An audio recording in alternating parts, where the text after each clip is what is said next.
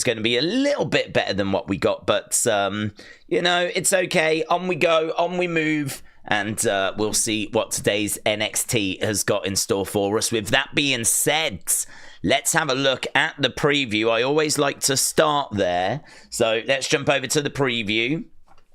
Here, look, we've got NXT champion Obafemi is going to be teaming with Trick Williams as they take on A-Town Down Under. We really have been putting some main roster stars on NXT recently, so it feels like they really are making quite the effort to really try and boost the ratings, and it's been working as well. We know that NXT has been getting some really good ratings recently, and we're going to be seeing quite a few main roster stars on this show because we got A-Town Down Under, but as well as that, we got NXT Women's Champion Julia, Bayley, and Roxanne. They're going to be appearing in a summit because we know at Vengeance Day they're going to be in a triple threat. We know that Cora Jade wants to try and find her way into that match, but at the moment it is a triple threat. We got Kelani Jordan. She's going to be battling Carmen Petrovic. We've got Lexis King. He's going to make an appearance. Stephanie is taking on Jacy Jayne as well. And we should have Charlotte Flair because Charlotte said that she was going to be at Raw, she was going to be at NXT, she was going to be at SmackDown, and she was going to see what all the different champions were offering. Like, she was going to see which champion she fancied taking on. So Charlotte has not made her decision. Yesterday she tweeted out a plane emoji. I think this was just after Raw, kind of suggesting she was getting on a plane, getting on a flight, heading somewhere, and I don't think that was back home. So it doesn't mention it here, but I'm under the impression we see Charlotte Flair tonight. I'm under the impression that she'll be on this show, although I don't know that it's been totally confirmed. But I'm thinking that actually saying that, let's have a look at notifications and go WWE NXT. See what we've got for NXT. See if Charlotte has been announced. So we've got the graphics. Huge tag match in the women's division. Should we see what Ava's saying? Look, as mayor, my plate is always full. And as what? Sorry. Sorry. Go again. Look, as mayor, my plate is always full. When did we make her mayor? When did she become a mayor? I remember her being a general manager, which is what it says literally on the thing in front of her. Am I missing something here? When did we make Ava the mayor of NXT? When did we have a mayor of NXT? Hang on, let's go again. I'm just going to let it play. Well, perhaps it'll show itself. Look, as mayor, my plate is always full, and tonight's no exception. We have Charlotte coming, Bayley's here, the team of Obafemi and Trick Williams will take on A-Town Down Under, and I heard a rumor that there was some drama in the women's locker room. Shocker. So as a result of that, Gigi Dolan and Tatum Paxley will take on Zarya and Solruka tonight in a tag team match. I promise you this is an NXT you won't want to miss. This is an NXT. Is that just a saying? Is that just like as governor kind of a thing? Perhaps it's just that I don't think I've ever heard that. I've heard people say, you know, I'm the governor around here. I've never heard anyone saying I'm mayor. Wow, there we go. Ava, the mayor of NXT. But she did confirm that Charlotte would be on the show there, didn't she? So, and she did confirm a tag match as well. So, we are getting kind of what we thought we were getting there. So yeah, Stephanie against Jacy. Lexis is going to be on the show. Kelani is taking on Carmen. Julia, Bayley, Roxanne. Charlotte's going to be appearing. Oba against Trick Williams. She mentioned something about some tag match. I wasn't really listening. I was too busy thinking about the mayor thing. And should be all right, man. NXT has been, I think, pretty much without question, the best wrestling show, certainly from a WWE point of view, of the week for the past good few weeks, maybe of 2025. So, honestly, I'm quite looking forward to I'm looking forward to tonight, and I'm a bit worried about Friday. Because as much as NXT has been the best show, I think you could make an argument SmackDown has been the worst show. But maybe that changes. Maybe we're getting closer to the Wyatt Six coming back. Don't know. Stephanie against Jacy is going to be an awesome match, says Joe. AJ206, hello, shout out to you. Brony said, I think the boos for Charlotte yesterday were a bit harsh. WWE know that fans are tired of her being in title matches, and certainly putting her in one after coming back from a break. Yeah, I understand that. I think that Charlotte was badly treated by the fans. I think certainly when you hear about the news of her marriage breaking up last year and this is her coming back, but you know, at the end of the day, fans just don't want her to be around titles. Do you know, I was thinking about this, and you actually raised a really good point. Fans seem to be really down on Charlotte. I mean, on Raw, she got booed out the building, right? It wasn't horrific. It wasn't like Logan levels, but considering she's just split from Andrade, and in her promo, she said, you know, I'm physically and mentally, you know, I was at a breaking point last year. Knowing what we know, you would think people would give her a little bit of room, right? You wouldn't think people would hear that and just start booing, but they did, right? And so I was thinking about, okay, well, that's how they're reacting to Charlotte. But then literally, if Roman's music was to hit, the whole place would start going OTC, OTC. They'd be throwing up the ones. They'd be acknowledging him. And this is a guy that's had the title for 4 years. This is a guy that's absolutely dominated the title picture, as, you know, held it ransom in many ways because of how long his title run was. This is someone that didn't really show up to work all that much. And I'm not down on Roman. I like Roman. But I'm just looking at the situation going, the math ain't mathing. Like, how can we be so down on Charlotte being so dominant and being around the title picture? But then when it comes to Roman Reigns, people will very quickly throw up the ones and start chanting OTC. Like, the math don't math. So I wonder if it is Charlotte that people are down with, or I wonder if it's the creative and the fact that Roman has been made to feel cool. Like, Roman has had a bloodline. Roman, you know, there's a whole family aspect there. And there's been a bit of comedy with the Usi moment, and, you know, and it's cool when he comes out and throws up the ones and the Ula Fala and he's got Paul Heyman. That's cool. Charlotte, when she comes out, she's on her own, and, you know, like, it's just not as, I don't want to say it's not as grand, because her robes are grand, her entrance is pretty grand, but it doesn't seem to be something that the fans have really taken to.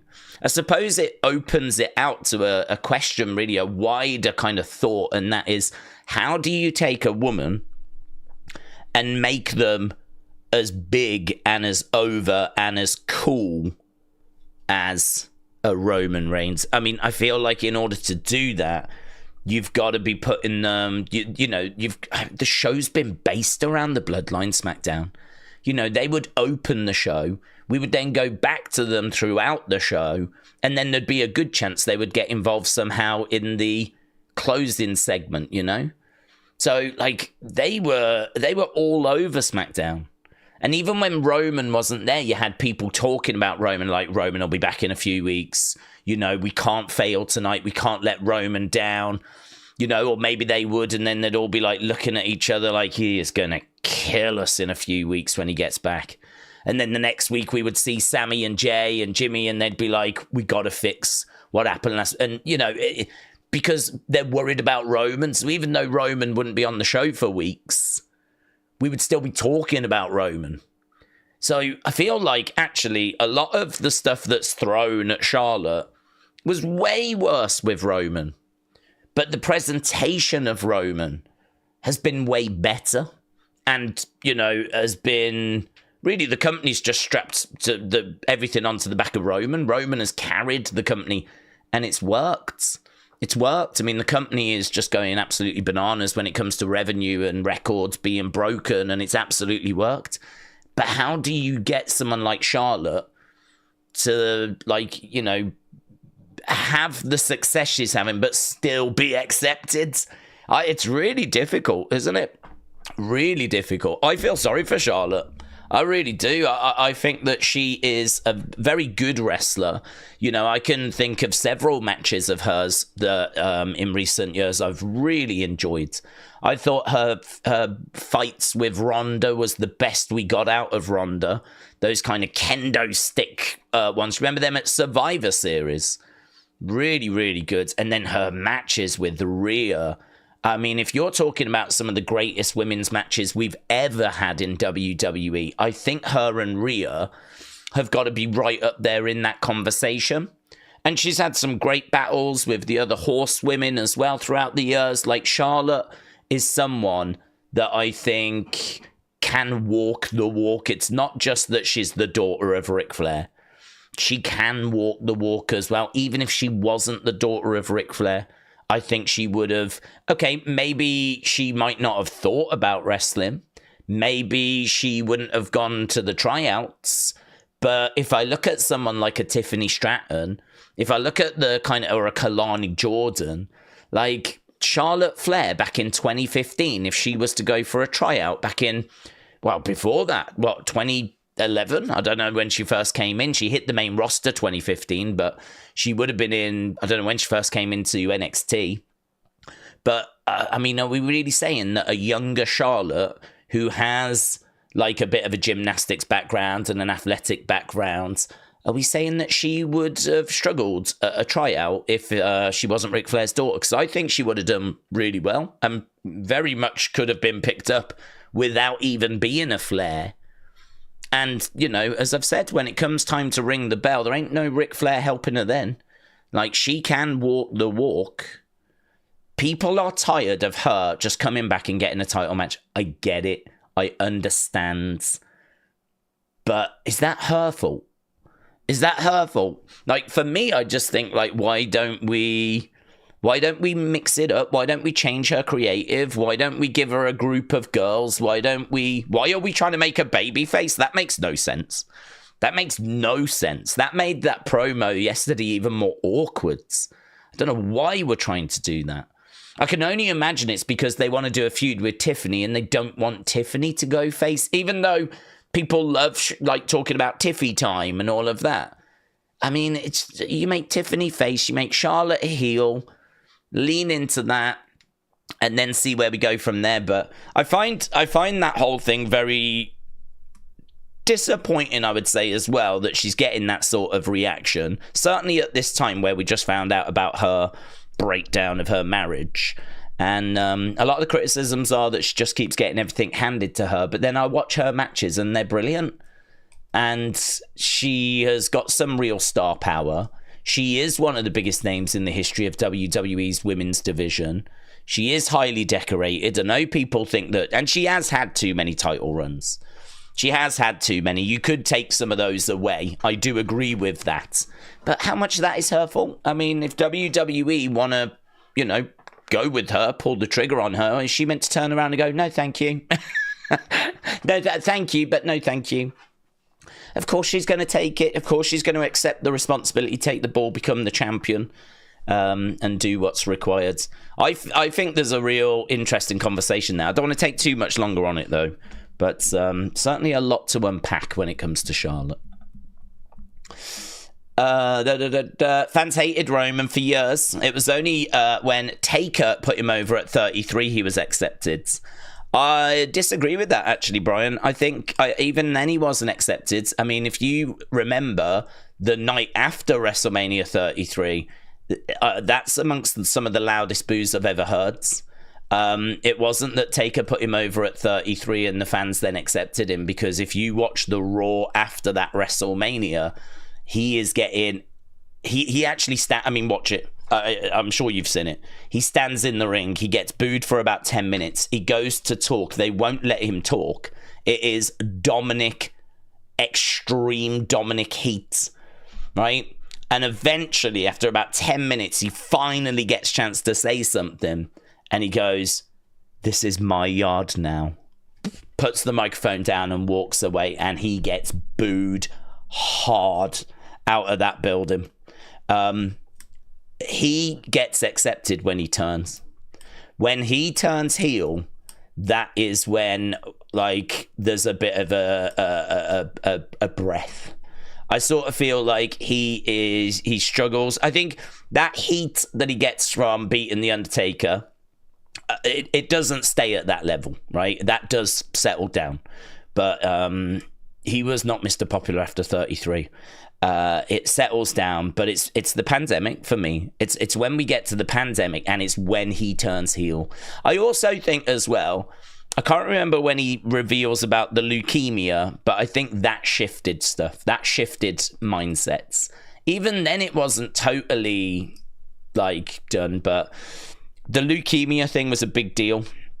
Because when he revealed that he had been battling with that, it had never been mentioned before. And I think that was a moment that really shifted things, but it still didn't stop it. I think it would be wrong to say that that's the moment that it really changed. I would say that that was a key moment, but really, I don't think the fans really take to him till he turns heel. And even then, like, obviously there's a lot of heat around him, but there's meant to be heat on him. And the more that you boo him and, like, the more they make him look cool, he just becomes undeniable. Like, he just becomes so cool that people are sort of really warming to him then. So I think with Charlotte, I mean, make her heel, make her as cool as you can, right? Really try and make her cool.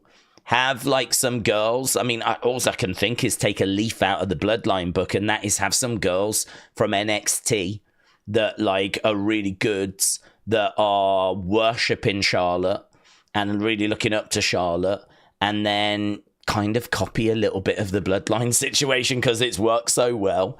You know, if I was going to try and turn Charlotte around in the eyes of the fans, I would probably do something like that. I would have her be heel, lean into it, put on great matches so that her in-ring work is undeniable. I'd have some girls that idolized her, and I would really take a big leaf out of that Bloodline story. James said, the name can only open the door to get your feet in. It won't help you stay there if you don't have no talent. That is very true. That is very true. Brody said Roman was booed for 5 years because his character was the same and he had no improvement in those 5 years. He turned heel and transformed into a naturally cool and bigger star. Wu-Tang said they're shoving Penta down our throats and it's annoying. Oh, that's interesting. Do you know what? I thought that yesterday was the first time that I saw Penta in a little... Actually, maybe the Rumble was the first time I saw Penta in a little bit of a lower light than I'd been looking at him, which is weird because they made him the Iron Man, but I think his feet touching the floor was a little bit of a talking point, and it's not a massive deal, but it was just like that sort of, you know, we were then joking about, oh, the cheater is still in there, rather than, I suppose, just freaking out over what he was doing.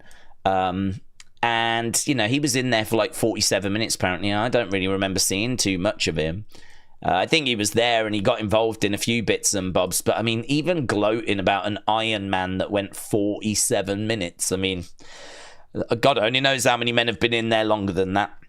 So, over the years. I mean, it's... I don't know. For me, like, his Rumble appearance, him and Ray was good. His feet touching the floor was a shame. And really, other than that, I don't remember a great deal. And then I thought his match with Ludwig was fine, but I'd say it's probably the weakest offering I've seen out of him so far. I don't know. Perhaps we do need a little bit of a break from him. Perhaps we do. Perhaps it has been good and it has worked. So maybe don't put him on TV like 3 weeks in a row. Like maybe there is a bit of over pushing that's starting to sneak in now.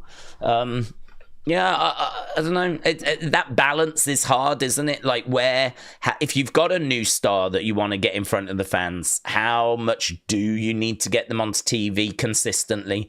Obviously, a couple of weeks, and 3 weeks you would think would be okay. But yeah, I agree in the sense of I don't know about the over pushing. Because he's not really in anything massive. He's still just taking on random fighters. Like it's not like he's winning titles or, getting into title matches or anything like this. He's just taking on Chads. Maybe there'll be a feud with Pete. He's just beaten Ludwig. So in that regard, there's no issue.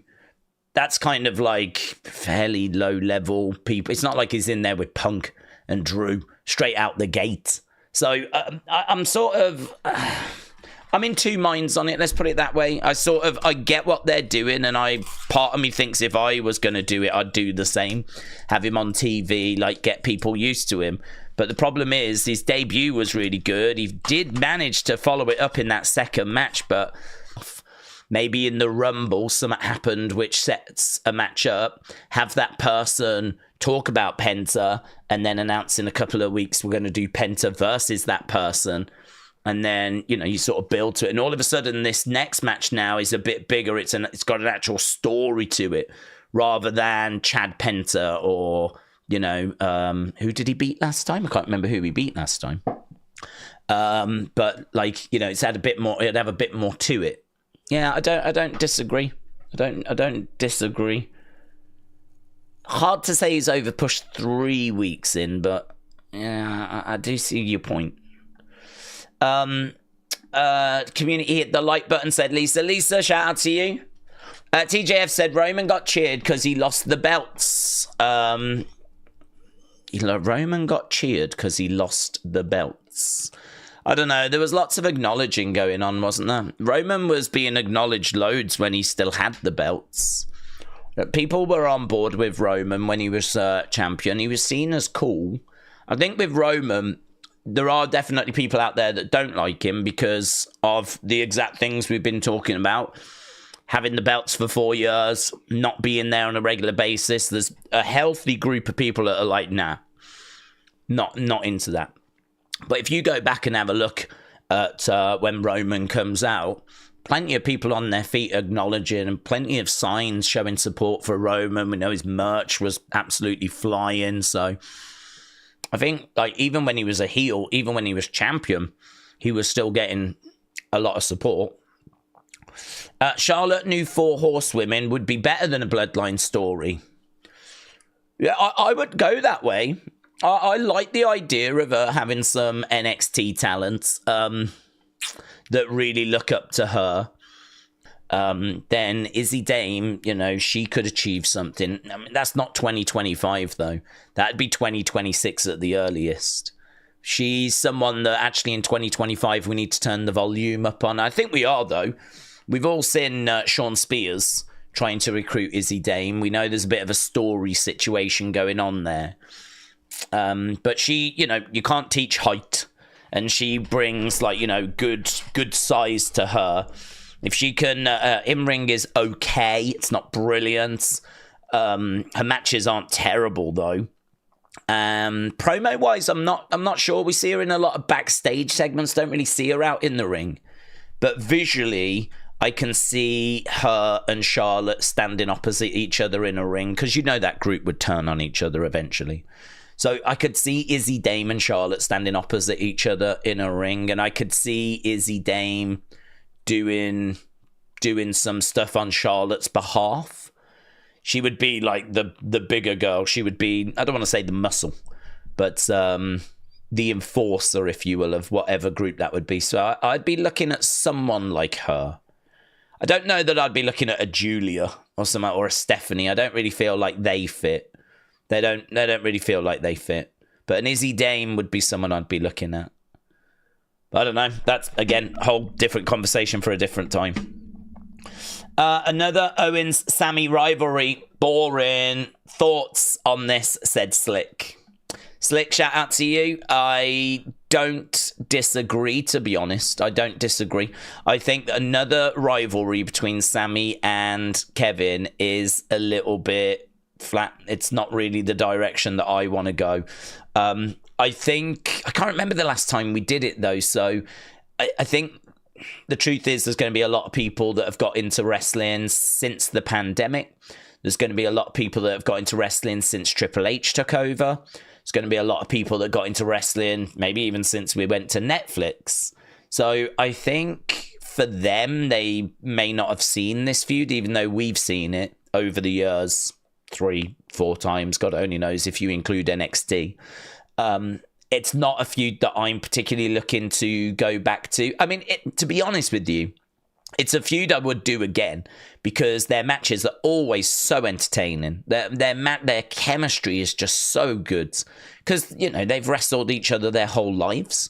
So they really do know each other and what each other's going to do before the other person even knows what they're going to do, right? So I sort of feel like it's a feud that I would go back to, but I don't know that I would go back to it now. I don't know that this is the time to go back to it. I suppose the problem I've got with Sami is I feel like he has done everything you can do around the mid-card titles. Like, I don't need him to be Intercontinental Champion again. He's done that several times. I don't need it. And I don't need him to be United States Champion. So I think for me, Sami is definitely above the mid-card belts. But he is not anywhere near Cody's title, right? Nowhere near it. You could come up with a story where he is around the World Heavyweight Championship, the one that Gunther has got. I don't think that's too far of a reach for Sami. It feels like that is within touching distance for Sami. He's already competed for it. That feels like it's within touching distance. But obviously that's not the direction they're going in as of right now. It's seemingly going to do Gunther versus Jay. So that's the only title that interests me for Sami. I don't need the tag titles. He's done it, and he did it in the main event of WrestleMania. I don't need the mid-card titles. That's the only belt I care about for Sami. I'm not even bothered about the WWE Championship because it ain't happening. The belt that Cody has got is Cody, Punk, Roman, you know, Rock, Randy. It's Cena. It's that level. It's, you know, if you've got that belt, you're the face of the company. And we all know Sami ain't the face of the company, right? So it's in a different stratosphere, that belt, right? But I do think there's a big gap between the two world titles. I think that really the belt that Gunther's got is like a super intercontinental. That's kind of how I see that belt. It is classed as a world title. If you win it, you are a world champion. And so for me, that's the goal. In 2025, that's the goal. There should be no other goal for Sami, is to get to that belt. And we're always dancing around. Like, we can never, even when he gets a shot at it, it's on a Raw or something where it feels like, well, he ain't going to win. We're always dancing around it. We're always orbiting around it, and we can't flipping get to it. So I think the truth is, it ain't his time for that title. We got to do something else. And then they've gone, let's do the Kevin feud again. And from a storyline point of view, you can sort of see why now you would do it. I do sort of understand that. But yeah, I don't know. It's one of those, isn't it? It's one of those. We're going to have to just get through this, which is going to be fine. It's going to have a lot of history to it. The match itself will be great. But I'm looking past this already. Not interested in this feud. I'm waiting for Sami to get his shot, proper shot, at a PLE for that World Heavyweight Championship. And I want us to move to that. And I don't know that that'll be SummerSlam. I don't know if Sami wins Money in the Bank. He'll be the person I want to win Money in the Bank. I mean, if that's how it's got to be done, that's how it's got to be done. But knowing how WWE book Sami, he'll be one of those that fail the cash-in. He'll be a failed cash-in guy. So Sami is just... This is Sami, though. Sami is the underdog from the underground. He's the guy that works hard and tries and never quite gets there. well, you can't say never quite gets there. He's main evented WrestleMania. He's been in like a main event for the WWE Championship at Elimination Chamber. He has won the mid-card Intercontinental title, 3-4 times, whatever. He's obviously won the tag titles. Like, he's pretty much done everything apart from, say, win a Rumble and win a world title in WWE. He won the NXT title as well. So you can't say he doesn't ever get there. But I feel like if you're a singles star, you're always working and everything you're doing is trying to get you closer to those world titles, isn't it? So really, if you never quite achieve that, I think there is always a bit of a cloud, like, oh yeah, but he was never world champion. Hey, don't get me wrong, Roddy Piper was never world champion in WWE, absolute legend. Jake the Snake was never world champion in WWE, absolute legend. Mr. Perfect was never world champion in WWE. It's not saying you can't have an incredible, amazing career and be loved if you never get there. But that is what everyone's working towards. That is what the characters want to achieve. And with Sami, he's just come so close to being like a world champion. Like, he's had opportunity and it's always slipped through his fingers. And he's still young enough and he's still popular enough where he can get another shot. But, it doesn't get easier. It gets harder. Because now he's got to compete with Penta, and now he's got to compete with Jacob, and now he's got to compete with Bron Breakker, and, then we'll have Trick Williams coming up, and then we'll have Malachi coming over, and it's just, he's now competing with Cody Rhodes, who only came back a couple of years ago, and he's got to compete with CM Punk, who came back at the end of 2023. Like, it doesn't get easier, it gets harder, and, the truth is, it's not his time right now for that world title, so hopefully he can get to it some point soon. Hopefully this year, but honestly, I don't know. It's hard being a Sami stan, I can tell you. Charlotte's Royal faction ideas. How about Kiana James? Oh, I like that. Yes, that's a great shout. We have not seen her, and she needs something like that, and her being the business brain, that's very good. Kiana James, yes. Thea Hale, I'm not sure. She's a bit small. She's a bit excited. She could bring the fun element, I suppose. I don't see Charlotte liking Thea, though. Charlotte, I think, wants people that carry themselves with class and dignity. I can see Izzy Dame doing that. I can see Kiana James doing that. You could see, like, that Charlotte would love a Tiffany Stratton, Someone that carries themselves, class, dignity. I suppose with Tiffany, is she refined? I think she is. I could see her working, but obviously now she's too big. She wouldn't go into a group like that. Thea, she doesn't really possess those qualities for me, so I don't know. She would bring fun, though. She would bring fun. What about if someone vouched for Thea and Thea was part of the group and Charlotte just was not feeling it, and the two of them could bounce off each other? Not sure. What's the other one? Izzy Dame. Her old ring name used to be Knight, so pair that with a queen, says Thea Hale. Says Mr. B about Thea Hale. Yeah, I don't know. You can obviously change her character, but I think her fun, over the top, very excited, it works for her. I think it works for her.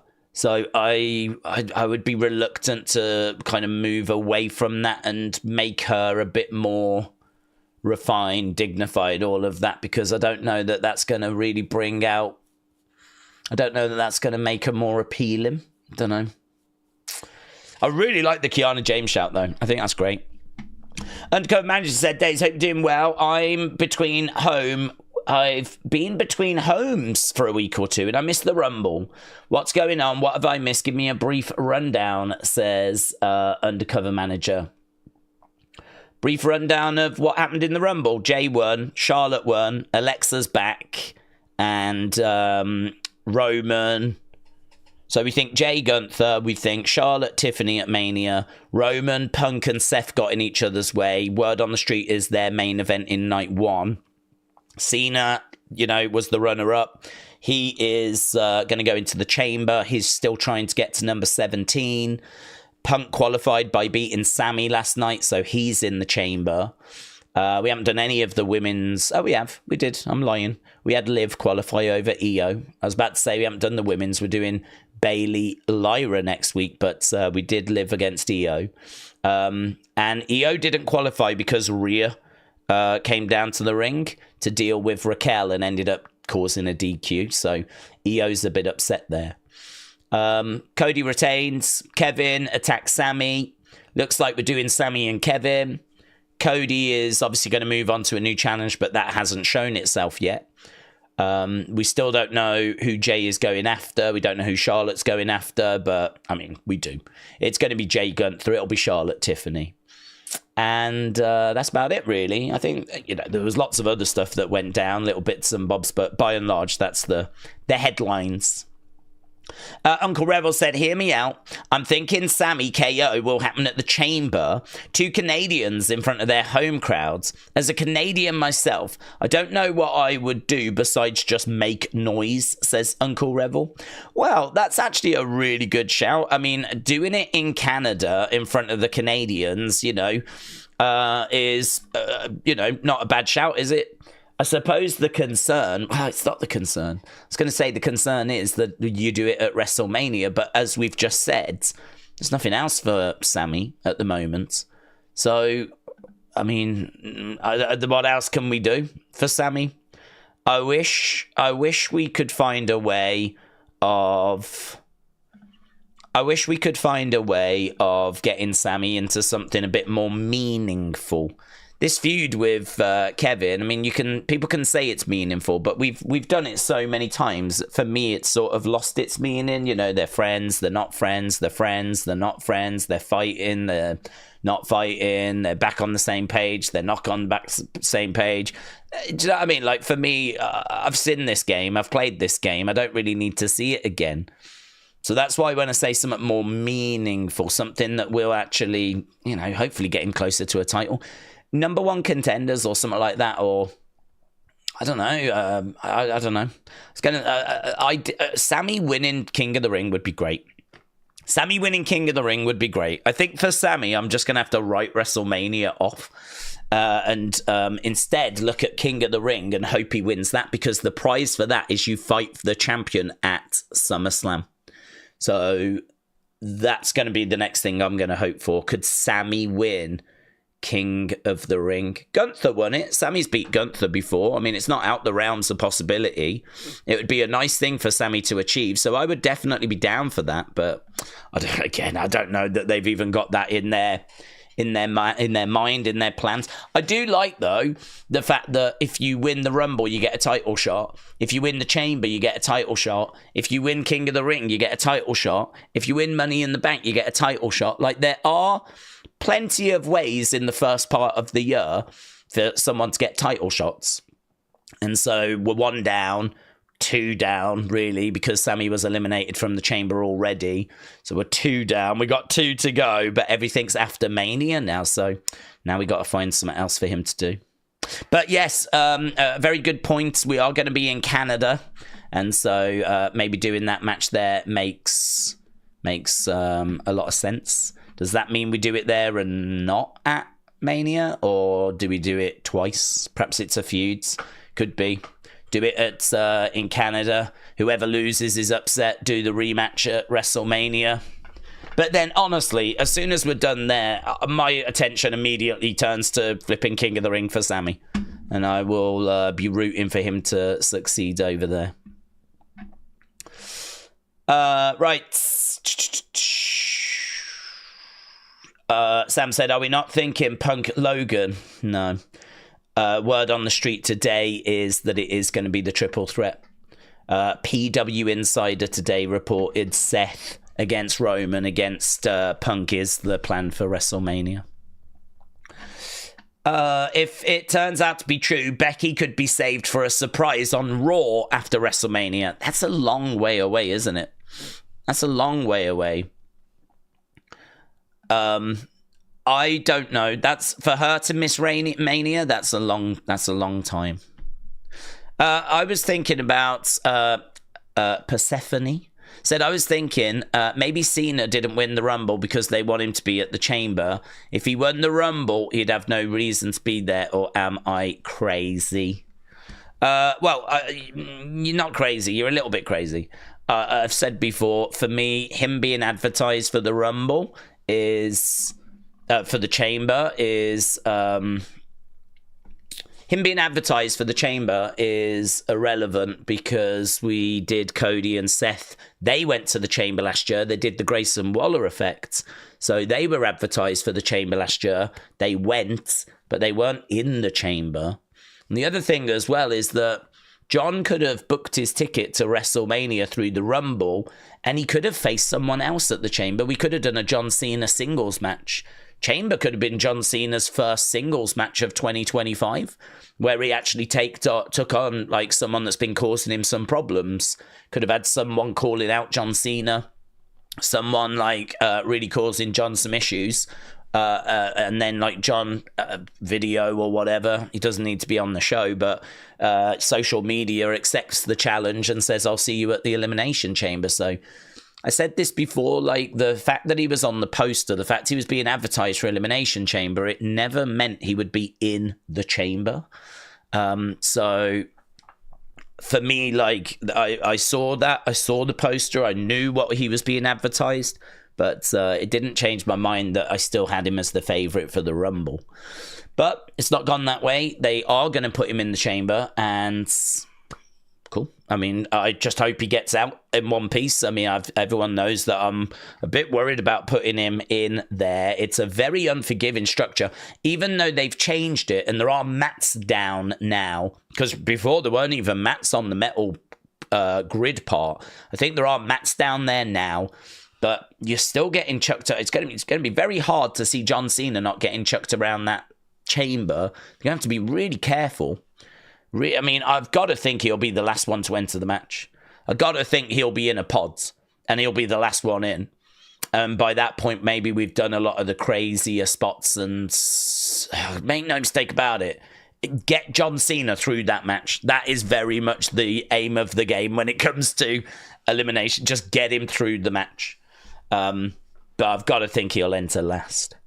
So, yeah, no, I didn't really pay it much attention, to be honest.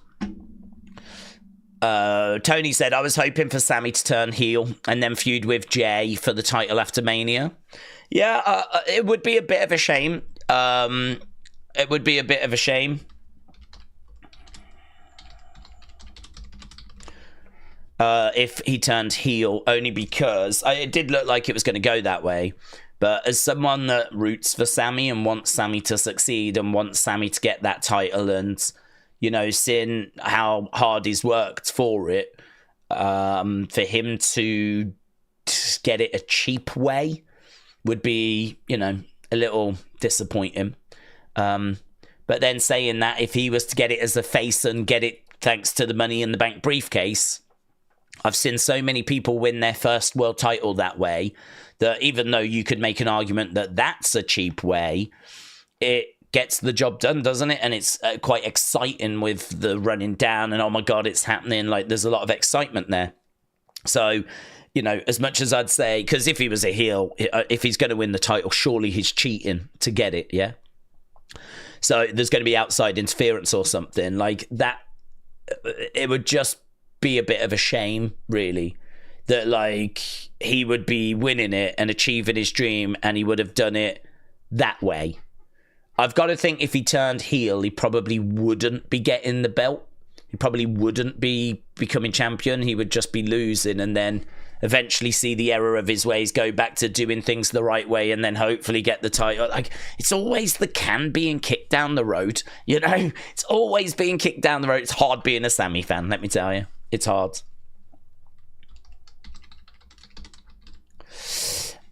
Sam said, are we not thinking Punk? Oh, we answered that one. Matteo said, Daze, what are the predictions for tonight? I don't have any, but what are yours? You've got Sol Ruka and Zarya, Oba and Trick, Stephanie, Kelani, and Ridge. Is Ridge on the show, is he? Maybe we will get a Town Down win for some more heat, says Matteo. Lisa said, I think the Wyatt Six and Alexa should not be placed on just one show. Let them work all three brands. Target whatever wrestlers that lie, cheat, and hurt people to get ahead, said Lisa. I don't mind that. Honestly, I don't mind that. I would be totally fine with that being the way forward. I don't think that's the way forward that they're looking to go. I don't think that's the way that they are wanting to take things, but I would be okay with it. Sam said, surely it'll be Seth versus Roman. I am not buying a triple threat report. They can't have two of those guys losing at Mania, said Sam. Well, one of them isn't really seen as a loser. If you lose, one is seen as a loser, whoever gets pinned or submitted. The other one is seen as just being not the winner. I mean, in a triple threat, you didn't win the match, but did you lose it? If you know, person A pins person B and you're person C and you weren't involved, you know, you didn't win it. I give you that. But, you know, did you lose it? You didn't win it. I could go that far, but yeah, I kind of, I don't know. That is the report. I believe it at the moment, but that is the report. Days in a group, someone smart, someone with power, someone with speed. How about Kiana James? Love that. Jada Parker. Does she fit? Has she got that? Not sure. Kelani. I could see Kelani trying to impress Charlotte. I could see Kelani actually, because Kelani in a suit. I can't see Jada looking all glamorous. Jada's like, you know, OTM, out the mud, from the streets. That's her gimmick, really. But, you know, we've seen Kiana James in those great suits, you know, little satchel bag and whatever. She just fits with Charlotte like a glove. Kelani, she's starting to show a bit of a heel side to herself now. What if her heel side did have her trying to be a bit more like socialite? I could see Kelani trying to impress. If I'm looking at the segment, I'm looking backstage and I'm seeing Kelani trying to impress, like, here's your coffee, Miss Flair. And like Charlotte sort of looking at it and going, thank you, Kelani, trying it and it being a bit off. Charlotte like chucking it down, walking away. I could see Izzy Dame like turning to Kelani, giving her a dirty look and walking off as well. Like Kelani, sort of, she's in the group, but she's not quite, it's not quite working. She's a little off, but then there'll be times that she'll do something and they'll love her. I suppose in a way it's a little bit of that sort of Nia, Candice, Tiffany relationship that we've just seen, with Tiffany being the outsider. I could see Kelani sort of being that outsider as well. I wouldn't want to just copy that, though. I mean, I'd make sure that Kelani had her moments to shine and that the rest of the girls gave her lots of, like, you know, you killed it, you did a fantastic job. I knew I was right to see something in you, blah, blah, blah, blah, blah. Because if there's going to be a turn or a break, I wouldn't have that break be anytime soon. So you need there to be lots of cohesion. You need there to be lots of, look, we're on the same page. I would just have the odd little bit where she's going a little bit wrong, going a little bit awry. And then, like, you know, you just sort of get the feeling that she's sort of there or thereabouts. But if someone's going to turn, it's probably going to be Kelani. She's going to snap. You know, and I'd probably play with that. Jordan, I think, Jada, I think I would struggle with a little bit. I just can't see her fitting in with that backstage dynamic if I look at the group, because of her being so from the streets. I think I like Kelani. I think you could do something with, though, James. I think you're correct. But her being like I suppose in a way, Kelani would be a heel, much like how Sami was a heel in the Bloodline. Like, you know, he was doing stuff to impress them, but given the choice, would he ever really do it? You know, Sami was always, like, in the Bloodline helping them attack people. But, I mean, when it came to trying to attack Kevin, he didn't want to do it. And honestly, if it wasn't for the bloodline, would he even be doing those things? Probably not. I mean, Sami was kind of in with the bad kids, and it brought out the worst in his personality, like, and he'd join in and do the attacks, whatever. It's like when those kids, you know, you hear the parents of kids that are in gangs, they're like, he's such a good boy, you would never do anything like this, but because they're in a gang, and the gang are doing it, like, they go with the flow, you know? So it's one of those where I could see Kelani sort of being in that situation where she's a good kid at heart, but like she's going with the flow. I do like that. I think there's something there. I think there's definitely something there. Right, Uncle Rebel, shout out to you. Let's have a look. Let's catch up with some of these super chats. Slick, shout out to you, buds. So Slick was talking about the Owens-Sami rivalry. I think that kind of sparked a big conversation. And Slick said DIY are going to beat each other to death in NXT. Now they're champs. DIY are going to beat each other to death in NXT. Oh, they beat each other. Can you remind me of how they buried their beef? I remember Ciampa ripping the wedding ring off. How they buried their beef. Wasn't it just a case that they had that red hot feuds and they fought each other? And then, like, I think, wasn't there just some turns naturally and they just ended up coming together? I don't remember it being like anything too dramatic. I just, in my mind, I think, was it not a case that they were both faces and they came together at the time? Because it ebbed and flowed, didn't it?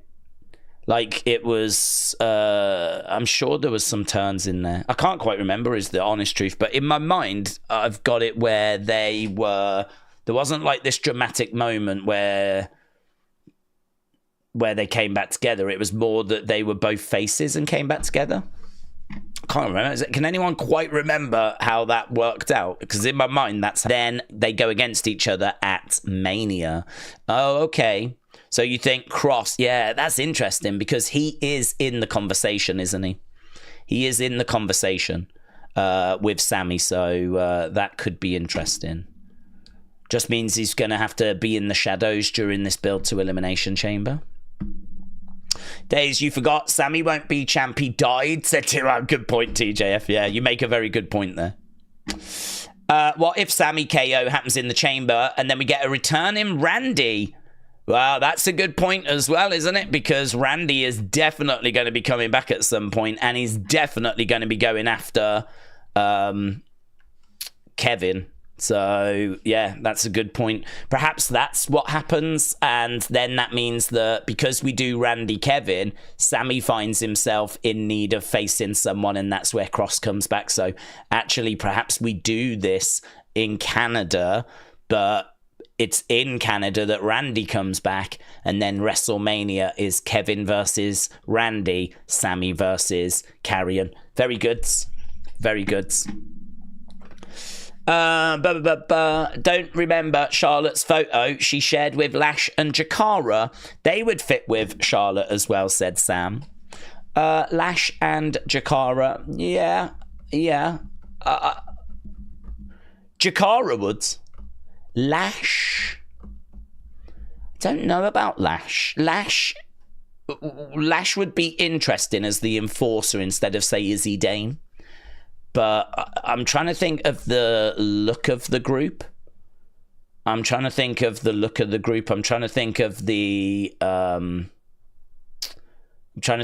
aesthetic of the group. And Lash, I'm trying to think of her being like a socialite. I don't know why I'm just so fixated on that. I think it's because of the vignette Charlotte's just been doing, and we know she's the queen and she's very glamorous and she's always wearing the robes. So in my mind, like, anyone that's going to be with her is going to have to really, like, you know, be suited and booted and, you know, looking fabulous. So, I mean, Lash could, but I don't know that I've really seen that. I could see Jakara in a suit, kind of, you know, looking great. I can see Kiana James looking in a suit great. Lash, I suppose she could. I mean, there's nothing stopping it. I think I see her being a bit more down to earth than that, though. I don't know. She's the bougie bully, isn't she? I'm trying to think of what she's wore just out of the ring, and I don't know. Lash being in, I don't hate it, but there's something about it that's making me go, I don't know. Jakara, I can totally see. Jakara, totally. In fact, Jakara, Kelani, and Kiana, those three with Charlotte, and maybe Izzy Dame as well. I'm in. That's it. I wouldn't argue it, but I wouldn't want to split Jakara from Lash. So that would be, a barrier there. So, yeah, I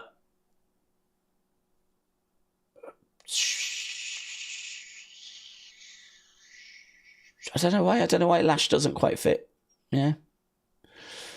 Have you been watching any of the old pay-per-views? No, I haven't had time for that. I haven't had time. Sam says, don't you remember... Oh, we answered that one. Johnny and Dexter feuding with Miz. Tommaso turns on Miz. Was that it, says Matter. Didn't they come together down in NXT? Did they not come together down in NXT?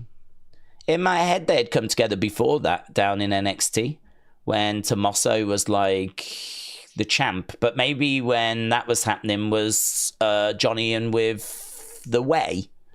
This is what I'm saying about there being lots of twists and turns. I mean, they've been faces and heels. Like, they keep twisting and turning. But when they came together, I mean, I know when they came together on the main roster. Did they not come together when they were down in NXT after their feuds? I thought they had. I am scared about Punk and Cena in the chamber, said Wrestling Overtime. Yes, same here, bud. Matter, shout out to you. Daz, shout out to you. Sam said Lash is a future star. Imagine the pop if she was with Charlotte and then turned on her. Where are we time-wise? Right, we've done an hour. It's flying by. We've got another hour to go. Are you ready for NXT Vengeance Day next week? Well, yes. I mean, this weekend is UFC. Next week is going to be Vengeance Day. That's correct. Am I ready for it? Well, I mean, I don't have the stream set up. But, yeah, I mean, of course, we could do that stream right now and we'd be ready for it. James said, hopefully Lash and Jakara do stay together as a team. They are great together. Yeah, I agree with that. I agree. Are they still planning a Mania presser around the Super Bowl? I've not seen anything about that since. I've only seen what you've seen, and that is that, yes, they are. They are planning another one of those. I mean, the one last year did work really well. I don't know that this year's would work as well because, of course, last year we were dealing with Cody trying to finish his story, The Rock, the whole We Want Cody movement, all of that. So, I mean, there was a lot to really grab people like this year with Cody and Cena's not quite in the mix yet and Jay winning. And, I mean, it's just nowhere near as big, is it? It's nowhere near as big. So, I don't know quite how they would really bring the excitement. I mean, it might run the risk of just feeling a bit like one of the kickoff shows for the PLEs, to be honest. So... AB said shout out to the shout outs. Kapata said Daze Apollo is out with a torn pec. He is. Do we know what time pay-per-view starts in Canada? No, mate. No. I don't even know what time it starts until we get to the week of it. I mean, I haven't even set the stream up, so I'd want to set the stream up first and then I'd just work from there. So, yeah, my focus this week is on UFC this weekend. And I just take it from there. I'm going to talk about this because I keep talking about it, but I keep getting sent stuff like this. So, Michael, shout out to you, right? I keep getting sent this, and I keep talking about it, but I keep getting sent it. So, my feeling on this situation is that this doesn't really mean anything, right? This is the WWE Superstar page on the website. And there's people are pointing out that Damian got moved over to SmackDown and that they've changed the logo over. But the Wyatt Six have been moved over to SmackDown and they haven't changed the logo over. And my response to this is that it's about the fact that he's been on SmackDown, but they haven't yet. As soon as they show up on SmackDown, they'll change it. But because they haven't actually been to SmackDown yet, there's not been a need for someone to really go in and change it yet. So I don't know that their minds have been changed. I mean, we spoke about this in a stream. The problem is we talk about these things, but because they're hidden in a stream, not everyone gets a chance to see, the conversation. I get that. But I think that because we're seeing people going and appearing on SmackDown, that's when they change it. If Wyatt Six rock up on SmackDown this Friday, they'll change it. Until they actually appear there, it's probably just going to remain the same. And also, you can go in and find ones that are incorrect. The Cedric Alexander is one that I use as an example of one being incorrect. Cedric Alexander is still showing us, I think, SmackDown when he's been in NXT and had matches in NXT. He's been in NXT for months. Historically, this is very hit and miss. So I honestly, if we were going to leave the Wyatt Six or move them to Raw, like, I sort of feel like you would announce it. You would have something come out, and there's been no rumor of that. There's been nothing. Last time we saw The Miz, he admitted that he had the Wyatt Six moved to SmackDown. That was literally last week or the week before. So for me, like, this is not an indicator of anything. That's my honest opinion on it. But the amount of people that still keep bringing that up is quite, I'll get it probably once a day, every day. So I don't know. Like, that's my feeling. I mean, I might not be correct, of course. I might not be correct, but that's my feeling on it. I don't really read that and go, oh my God, they've definitely gone back to Raw or anything like that. I kind of think if they rock up on SmackDown, they'll just change that graphic then. Slick said, we need a poll for the best booty in WWE. I vote one for EST. I don't know that we would be a very well-received community if we started going down those roads, to be honest. Voting for who's got the best booty. Vic said, James, it seems common sense. It can be hard to come by these days. Amin said, Daze, is Tommy ready for the Wrestling Escape? Amin! How do I know? Ask Tommy! Tyler said, Daze, hope you're doing well. Thank you for the content. It's a wonderful time and a great community, says Tyler. Tyler, shout out to you, buds. James said, isn't Canada time the same as USA time? Do you know what? I genuinely don't know. I'll Google that. Is Canada time same as US? Aren't they the 51st state now? Since Canada is due north of USA, it does have the same time zone with the same names. In addition, Canada extends further east than the US, so it does have an Atlantic Standard Time. That is 1 hour ahead of EST. So, yes, it does. You are correct. But it does also have an additional time zone, AST, which I've never heard of. And apparently that is 1 hour ahead. So that would be, 4 hours behind us. Eastern time is 5 hours behind us in the UK. So AST would be, I'm guessing, 4 hours behind us. So there we go. It is the same as America. Charlotte Flair has got the best booty, said Mr. Flutini. Alex said, how do you guys not know this? I swear Canada is the only country taught world history, says Alex. I don't think we get... Did we get... I was never taught time zones. I don't remember ever being taught time zones. I mean, I know where it is in the world. So, I would imagine that it would be in the same time zone. But the fact it's got an additional time zone, I never knew. But Also, I suppose where the timelines go. I mean, I suppose, yeah. I mean, it should just go straight up. I can picture Canada. I can picture America. So, I mean, it all works out. But there's enough quirky things in the world that I've seen that I wouldn't be shocked if it turned out for some reason it kind of, I don't know, flipping skewed and threw it off or something. Rikishi is the only answer, said Kader. WWE 2K said, I've been watching for a year. I love the toy hunts. Can I get a shout out? WWE 2K, shout out to you, buds. I hope you're doing well. Appreciate the support. I will try and get another toy hunt up soon. We did one just before Christmas. I do love doing them, but obviously you can't do them too often because you have to wait for I like to wait for a good amount of new items to be in before doing them. I used to do it where I'd go in when any new series was out and just look for specifically that series. And that was always fun. But I did find those a little challenging because, I mean, I don't want to do toy hunts where we're just in and we look at the figures. I've never really looked to do that.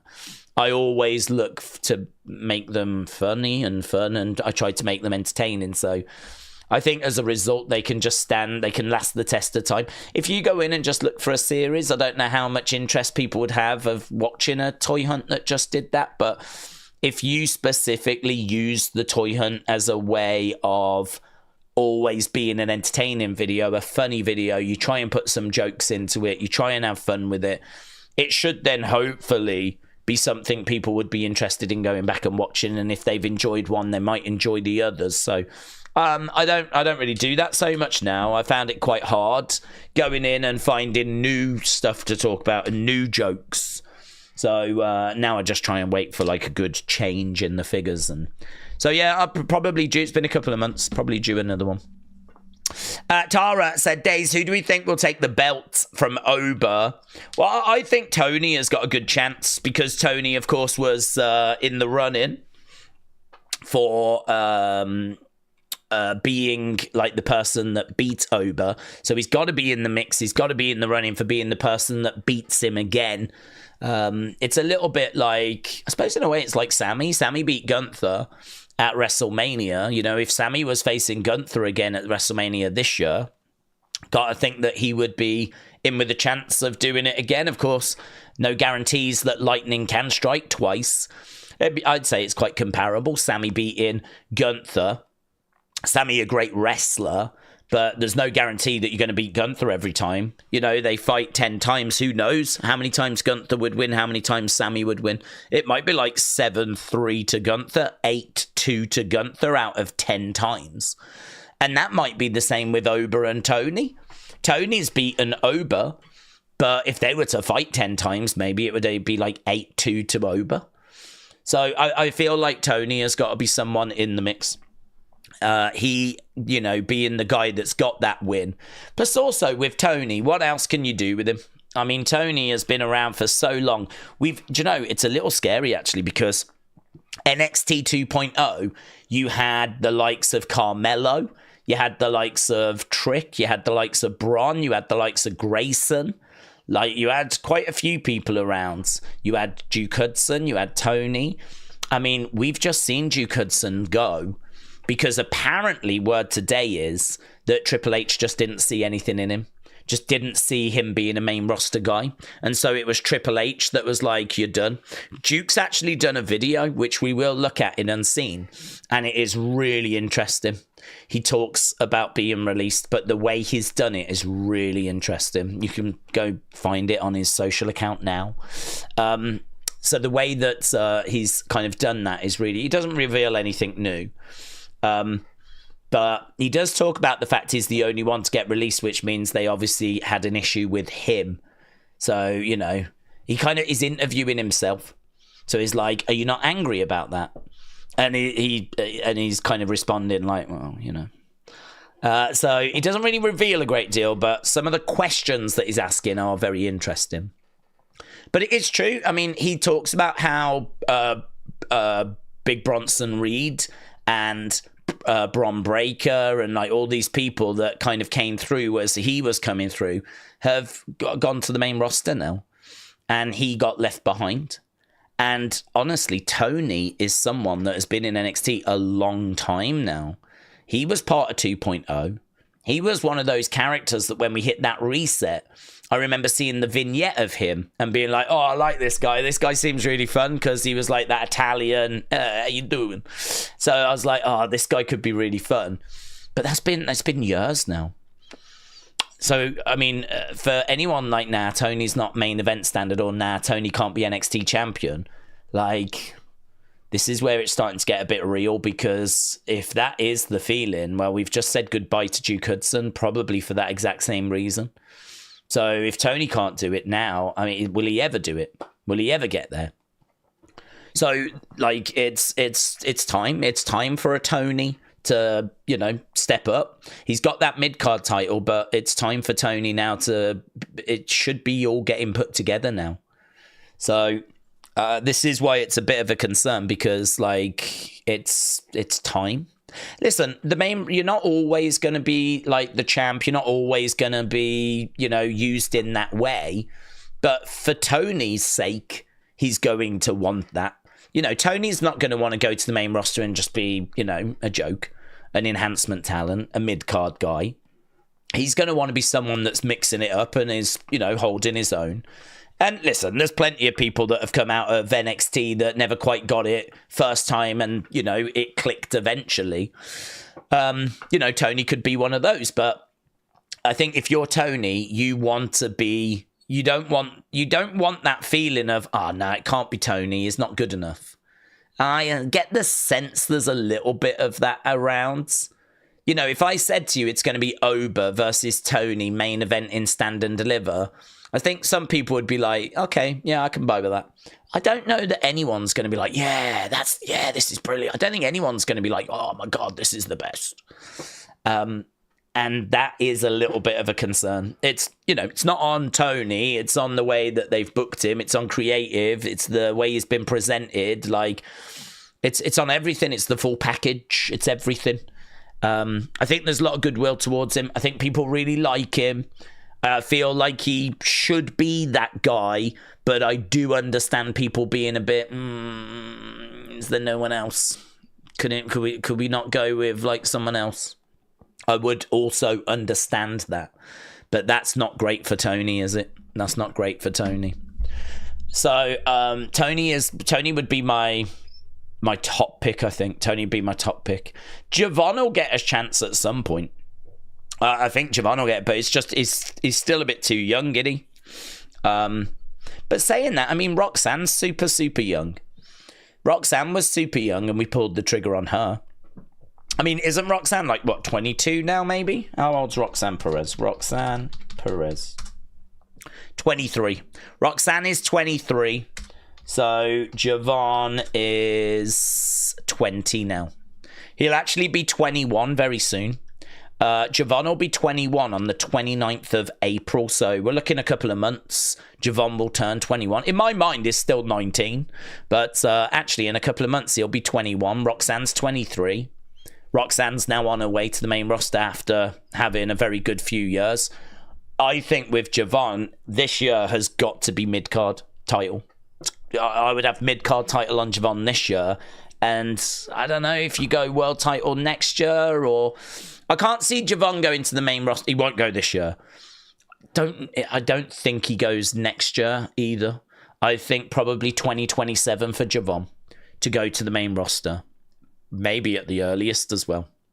So I don't think Javon is going to be going up against Oba, but he could challenge for it. It'll just be a case he probably won't win it. But he could be in the mix. Obviously, Trick is probably going to get another shot before going to the main roster, so Trick will be in the pot. We are struggling a bit when it comes to the babyface side, like when it comes to the guys. I think Nathan Frazier could absolutely come out of Fraxium and, you know, do some stuff. Nathan Frazier is sort of that Ospreay, Seth-esque type talent. The only problem is I don't know from a charisma point of view that it's quite there. I never found his like news talk show segments to be all that engaging, but it's undeniable when the bell rings what he can do in the ring is very, very special. He's not big enough to have like a manager, like size-wise. Putting a mouthpiece with him doesn't feel right. Like he's all right promo. I just don't find I don't find him to be. I find a lack of riz when it comes to Nathan personally. I'm only talking personal, and I'm not firing any shots or anything. I really like him. I think he's going to do really well, but this has been the problem repeatedly. I mean, Ricochet killed it in the ring. I mean, Ricochet was fantastic, but look at what happened with Ricochet, stuck in the mid-cards. Because did he have the charisma? Was he exciting enough? I mean, he really tried with his promos, but it just never punched through, did it? It never got through, and I fear the same for Nathan Frazier. I fear the same for him. JP Ville said Roxanne's been training since she was 16. Oh, she's a generational talent. There's absolutely no denying that. I don't know how long Javon's been training. I genuinely don't know. I would not be putting a world title on Javon anytime soon, but certainly mid-card title. I think we could definitely pull the trigger. Jeffers began training in 2018, made his debut at the age of 13 under the name of Kid Blacker America.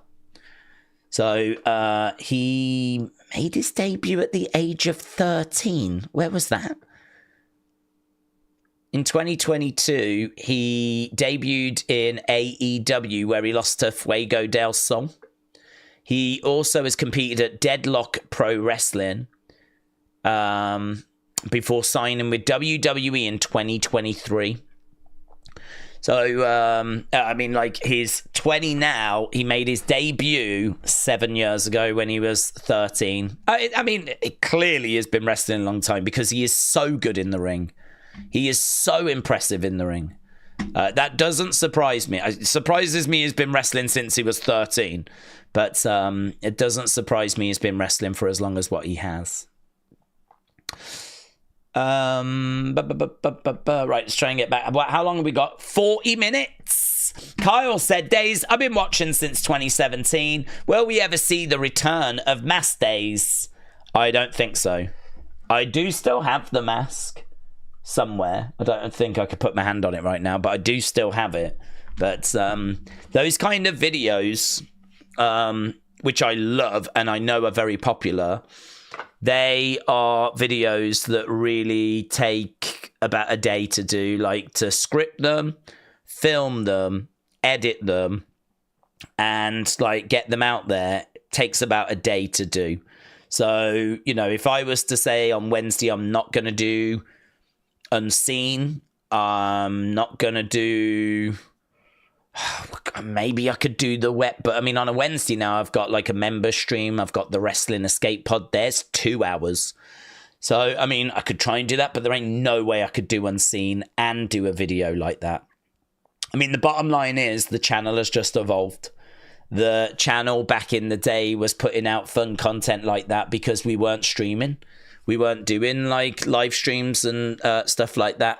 So that was what the channel was doing. It was just doing like regular videos. I got to tell you, it was hard. I found it very, very difficult because you've got to find like new ideas every day. So you would like jot some ideas down about like, right, okay, I'm going to do this. I'm going to do that. I'm going to do this. And so you jot your ideas down. And then, you know, you might film all day and then put the video up and it do... I don't know, 5,000 views, something like that. And you'd be like, there must be something better that like people would be interested in. And then you start like second guessing yourself. And so like, then you start like changing what you're doing and then that might not work. And it's just, you're just constantly chasing views. I mean, it's great if something works and you can really dig into that. Like when the toy hunts worked, I could really dig into that. But, you know, if you're constantly chasing and looking for stuff, and it's hard. It's a grind. It's not easy. Whereas with the streaming, I mean, we know what we're doing. We know what's happening, and we have chats. You know I'm here on a Monday, on a Tuesday, on a Friday, on a Saturday, doing whatever it is on a Saturday. I've got all the members stuff. You know there's an Unseen every day. Like, we've got a system. And we're digging into it and we're trying to make them better and more engaging and, you know, but at least like we've got some sort of system and some sort of schedule. So the idea of going back and doing like videos like that, I mean, maybe it could happen as a rare one-off type situation, but nah, the channel has very much moved on since then. Uncle Revel, shout out to you, firing in a Wrestling Daze membership. Appreciate it, my friends. Appreciate it. Daze, bring back the Macho Days for just one live stream, maybe a Saturday night's main event. Actually, I don't even know when the next Saturday night's main event is. I think, isn't it May? I don't think there is one now this side of WrestleMania. I'm sure there's another, I think 3 this year. I think the next one might be May. Connor said, when do you expect White Six to return and why? I don't expect White Six to return. And the reason why is I am not thinking about the White Six. They will come back, but I am not expecting them to come back at any time. So I've said this, I'm done with that. I've played that game and I'm done. There's been too many occasions where we've got our hopes up. And there's been too many times where we feel that signs have pointed towards something, like that whole patience thing that they put out, and we thought that it was indicating, wasn't it the 17th of January, which was going to be the SmackDown, and this was literally the day after we heard they'd been moved to SmackDown.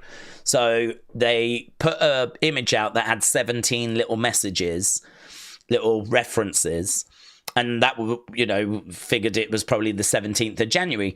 And so we get to SmackDown and they're not there and there's absolutely nothing. And there was some real disappointment that we did not get them on that show. And honestly, I felt at that point that there was enough in the tease. I really felt there was enough like in that tease where I was like pretty confident that, yeah, I really genuinely think they'll be at SmackDown. And they weren't. And so at that point, it's like, I don't really care now what teases they're going to put out. I don't really care what theories are out there about, oh, they could be here. They could be, yeah, they could, or they might not. Like, there's only so many times you can get yourself, like, worked up and excited for, yeah, it could be this Friday. Could be, and then you get there and you're excited and they're not there. There's only so many times you really want to go through that. So, honestly, I've actually really enjoyed this new approach, which is I don't expect them now. I didn't expect them at the Rumble. They weren't there. I didn't expect them on Raw. They weren't there. I'm not going to expect them on Friday. They may not be there. And honestly, it doesn't affect things. When I get them, I will get them. You know, when they're back, they'll be back. And hopefully then we can really get stuck into something. What will be disappointing is if they come back and then they continue to mess around with them. So, you know, you bring them back and then, like, we mess around. Like, they're not back then for another few weeks and then there's a little message and it's all faffing around again. That will be annoying. Because once they're back, then I'm ready to start getting stuck into it. But, I mean, I suppose the thing is they've asked for patience. They've asked for patience. There's clearly stuff that's going on. You know, there's clearly something on with Bo. Bo was not at the photo shoot, was he? For the fans. He didn't catch up with the fans. So when you met the Wyatt Six, you met everyone except for Bo. So for me, I'm looking at it going, something's wrong. Something's gone wrong. Something's not right. They're asking for patience. Like, they are asking us, like, please give us some space, give us some patience. That's what we need to do. So when am I expecting them? I'm not. I don't think anyone should. I think if you expect them Friday, if you expect them Monday, if you expect them the Friday after, if you expect them at Elimination Chamber, and they're not there, I really think we're at the point now where that's on you. That's not on them, that's on you. They've asked for patience. And that's exactly what I'm going to give them. So, yeah, look, I didn't do that at first. I didn't do that like because I was like, I felt I'd waited long enough, you know.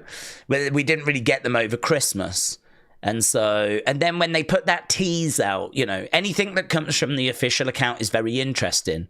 But even now, if they put some on that official account, I'm still not going to get carried away. They could drop some today that sort of indicates Friday. I am still not going to expect them on Friday.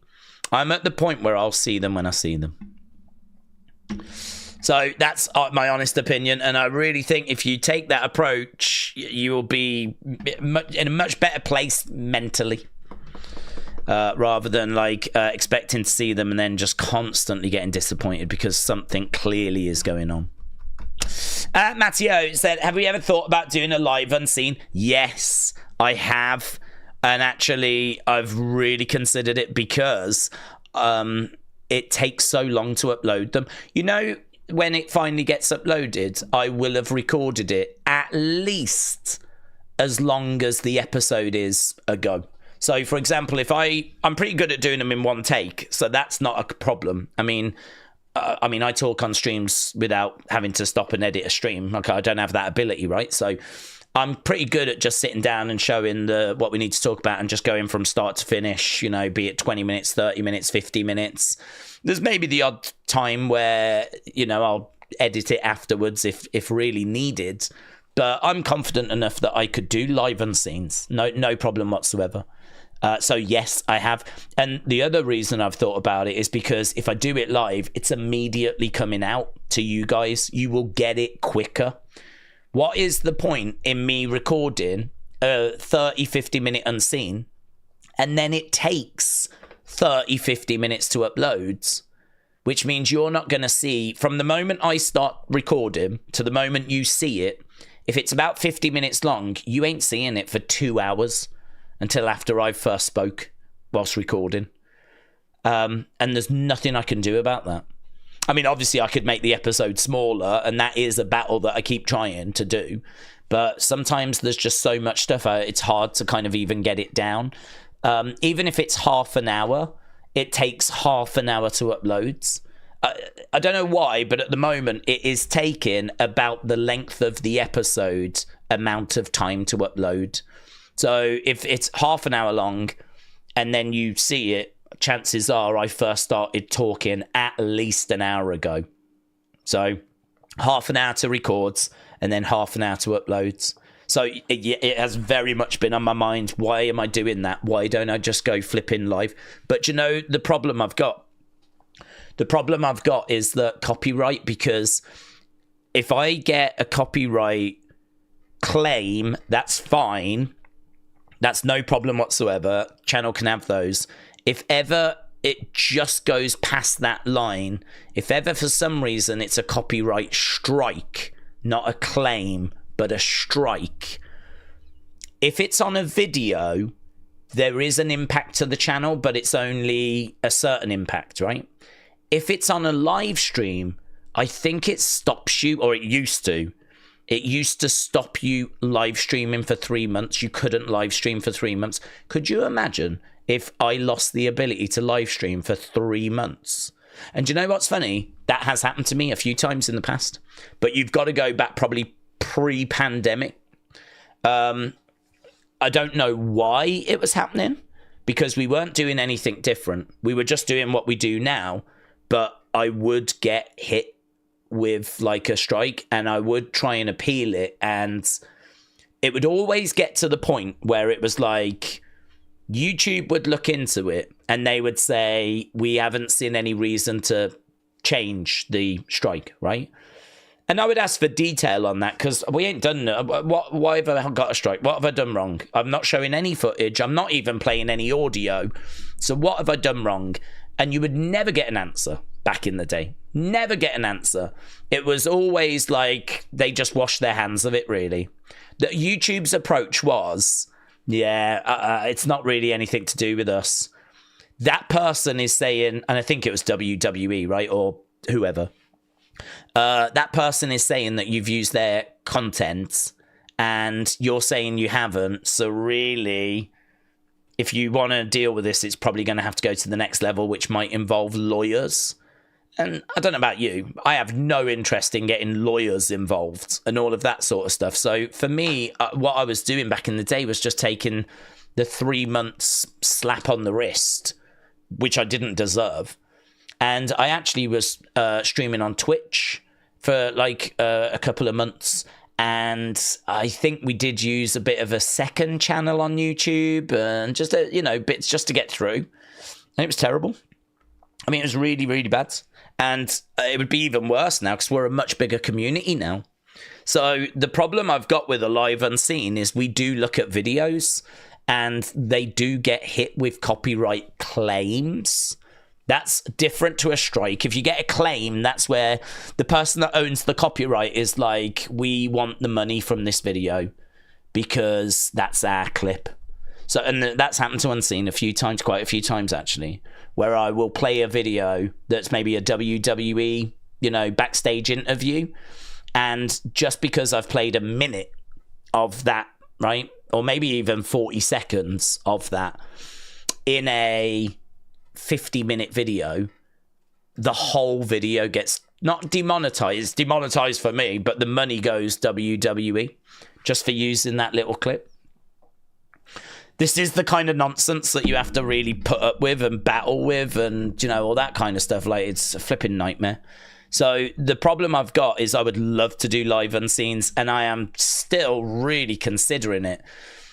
But the issue I've got is all those videos we play and react to, like, they could be a real nightmare for the channel if, like, they get copyright claims. So I'm in a real tough spot on that one. I'm in a real tricky situation. So that's the reason why I've not done it. But I would love to do it because you would get Unseens really quickly. I'm pretty good at having Unseen ready about 15 minutes after we finish the live stream. I try, whilst we're live, I try to keep on top of stuff, which, can be a bit distracting, can be a little bit tricky, but I try my best to keep on top of stuff so that I can do Unseen as quickly as possible after. So, you could have Unseens, live Unseens, 15 minutes after Raw, 15 minutes after SmackDown, 15 minutes after NXT. We could do that. We have the ability to do that. But that's just the one thing that's really the concern. Daze, why does Triple H put titles on wrestlers and then not push them like Bron Breakker or Lyra? Lisa, hello. I mean, Lyra has only just really had that title, so I think, what with it being Royal Rumble season and whatnot, I think that we're in a situation where it's just, time of year where there's other stuff going on. So, I mean, Bron Breakker's getting pushed. Bron Breakker was the person they could have chose anyone to have done that moment with Speeds. They could have chose a bigger name. They could have had Roman Reigns spear Speed into the Shadow Realm. They could have had anyone do it. They chose Bron Breakker. So that clip was viewed by 300 million people, and it's Bron Breakker that is spearing Speed into the Shadow Realm. So, and, he's got that title. We're already seeing some backstage interaction with him and Penta. He's had a word with Adam Pearce about let's discuss what's next for this championship. So I feel like when it comes to Bron Breakker, there is another feud coming. And I think actually it will eventually be Penta. And I think that will be a match that people will be very excited about, Penta against Bron Breakker. And who knows? I mean, AJ Styles, there was a little tease there. I don't think it goes that way, but Bron's okay. Could be better, but, we've just gone through the Royal Rumble builds. I think we'll be in a better spot now that we're post-Rumble. Lyra, I mean, God, how long she had the belt? 2 weeks, 3 weeks? It ain't long. She won it. When did she win it? Was it on the debut or the second episode of... I mean, it was only this month. So... she's in a match next week to qualify for the Chamber against Bayley. She'll likely lose that one and not go into the Chamber, but that's absolutely fine. She doesn't need to go into the Chamber. She needs to defend that title, and so the goal is post-Rumble. Let's start, building up her next challenger. So I just think time of year, really, at the moment, and I think that now that we're post-Rumble, we should see some development there. Uncle Revel said, what did we think of the photos of the Kane shirt where they spelt the name Kane on it? You bookmarked it, but I didn't see it in Unseen. I swear it is official merch. I liked it. Yeah, I liked it. There was a couple of thoughts, to be honest with you. The first thought was that Undertaker was originally called Kane the Undertaker, and they actually dropped that as his name, and they just made him Undertaker. So the name Kane actually comes from, well, I think it's like, you know, from the past. I think it's like got like biblical references, whatever. But Kane the Undertaker was his first name. And I was honestly trying to think how they spelt it, because I think they spelt that Cain. And so that was my first thought, was like, oh, that's how they, that was Undertaker's like first name. That was my first thought on it. My next thought, but they dropped that. My next thought was, is the saying on the front, is that a saying? Perhaps that's not how they spelt Kane at the time, because I don't ever remember seeing Kane being spelt that way, apart from the shirt that you sent. But it was not just one word, it was part of a saying. So I wondered if it was like a saying or something. To be honest with you, I meant to look into it, which is why it wasn't in Unseen, because part of the problem with Unseen is if you put something in like that someone can answer, you don't get one answer, you get 50 answers. So for example, if I put in something and I ask a question, which is understandable, of course, because Unseen gets viewed, you know, I don't know, 8,000 times, whatever. So if I'm like, oh, does anyone know this? Obviously, I'm not going to get that answered once. I'm going to get, you know, a lot of people giving me that answer. So I have to sort of make sure sometimes that I really know what Summit is. And with that, I had just a question about it. I do remember bookmarking it, but I bookmarked it to go back to it, and I've not gone back to it. It was a T-shirt, wasn't it, that had Kane? It was a saying that was on the front. It was something Kane, like herald the arrival of Kane or whatever it might be. But it wasn't spelled Kane. It was spelled Cain instead. But what I was debating was, is that because it's a saying and that's how the word is spelled in that saying, or is it that was meant to be his original name? Because I've never heard that they had spelt his original name any other way apart from Kane. So it was interesting. But it was something I meant to revisit and I never went back to. You need to create another channel when you reach 300,000. It's a social suicide, said Nikita. Create another channel when you reach 300,000 followers. It's a social suicide. I don't understand what that means. Are you saying that it's a mistake to do that? I actually think that, I didn't do that when we reached 300,000. I did that just before. And I actually think it was a really good move, because I would not be doing reviews if I didn't do that. The reason why I say that is because in my mind, and maybe this is flawed logic, but in my mind, when I drop an Unseen, I don't want to put another video out just after that. I want people to see Unseen. I want that video to be the video that everyone gets in their feeds, and, you know, it's the video that gets shared around. I don't really want to drop a review straight after Unseen, which then runs the risk of maybe blocking Unseen a little bit. Like, rather than in people's YouTube feeds, rather than getting Unseen, they get the review. And I wouldn't want that. So that's why, for me, if I didn't have the second channel, you wouldn't have any of the content that's on there, because I always upload that after Unseen gets done. After the stream, it's the first one I do, that goes up onto the main channel, and then I work on the second channel stuff. But that second channel stuff I wouldn't even touch if I didn't have a second channel. I would not put that content onto the main channel, because I wouldn't want to block Unseen.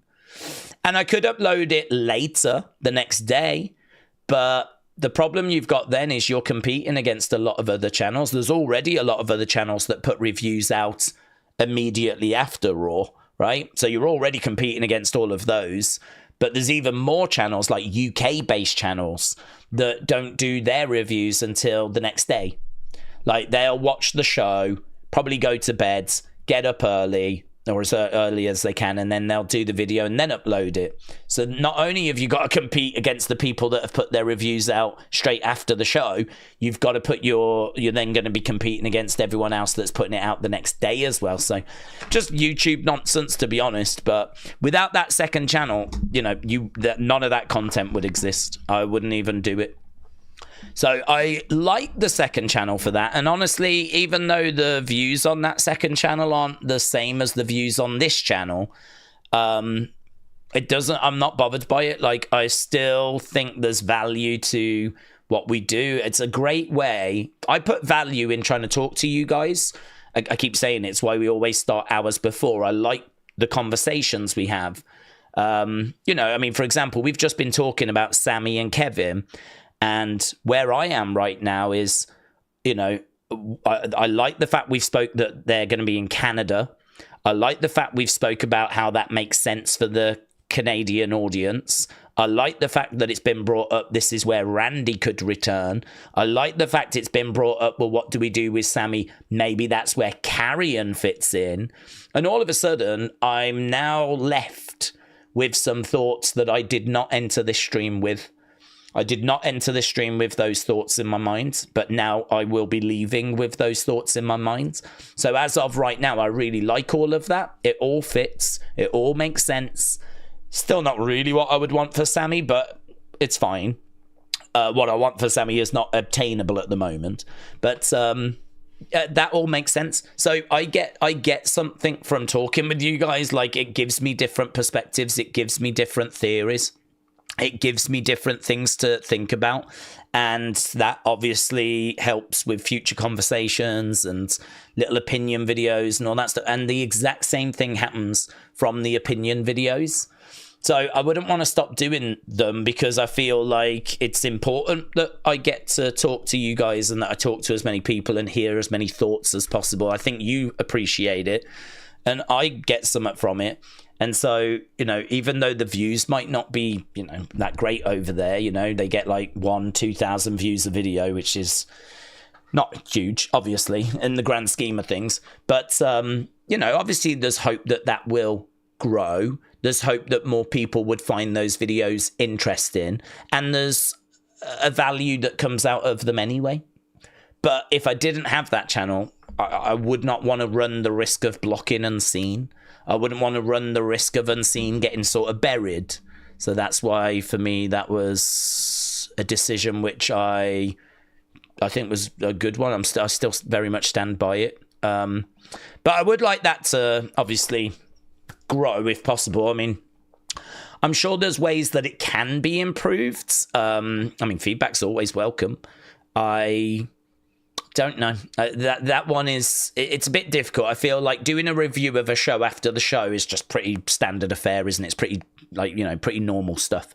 So I haven't really explored options of we could do this, we could have this segment here, I haven't really dug into anything like that yet. Maybe that's something we can do probably post-Mania, tweak it a bit and whatnot, but perhaps what I need to start doing is introducing the match spreadsheet, so you can start to see how matches rank compared to other things. Maybe there's something to be done there, but that's a whole piece of work for the future.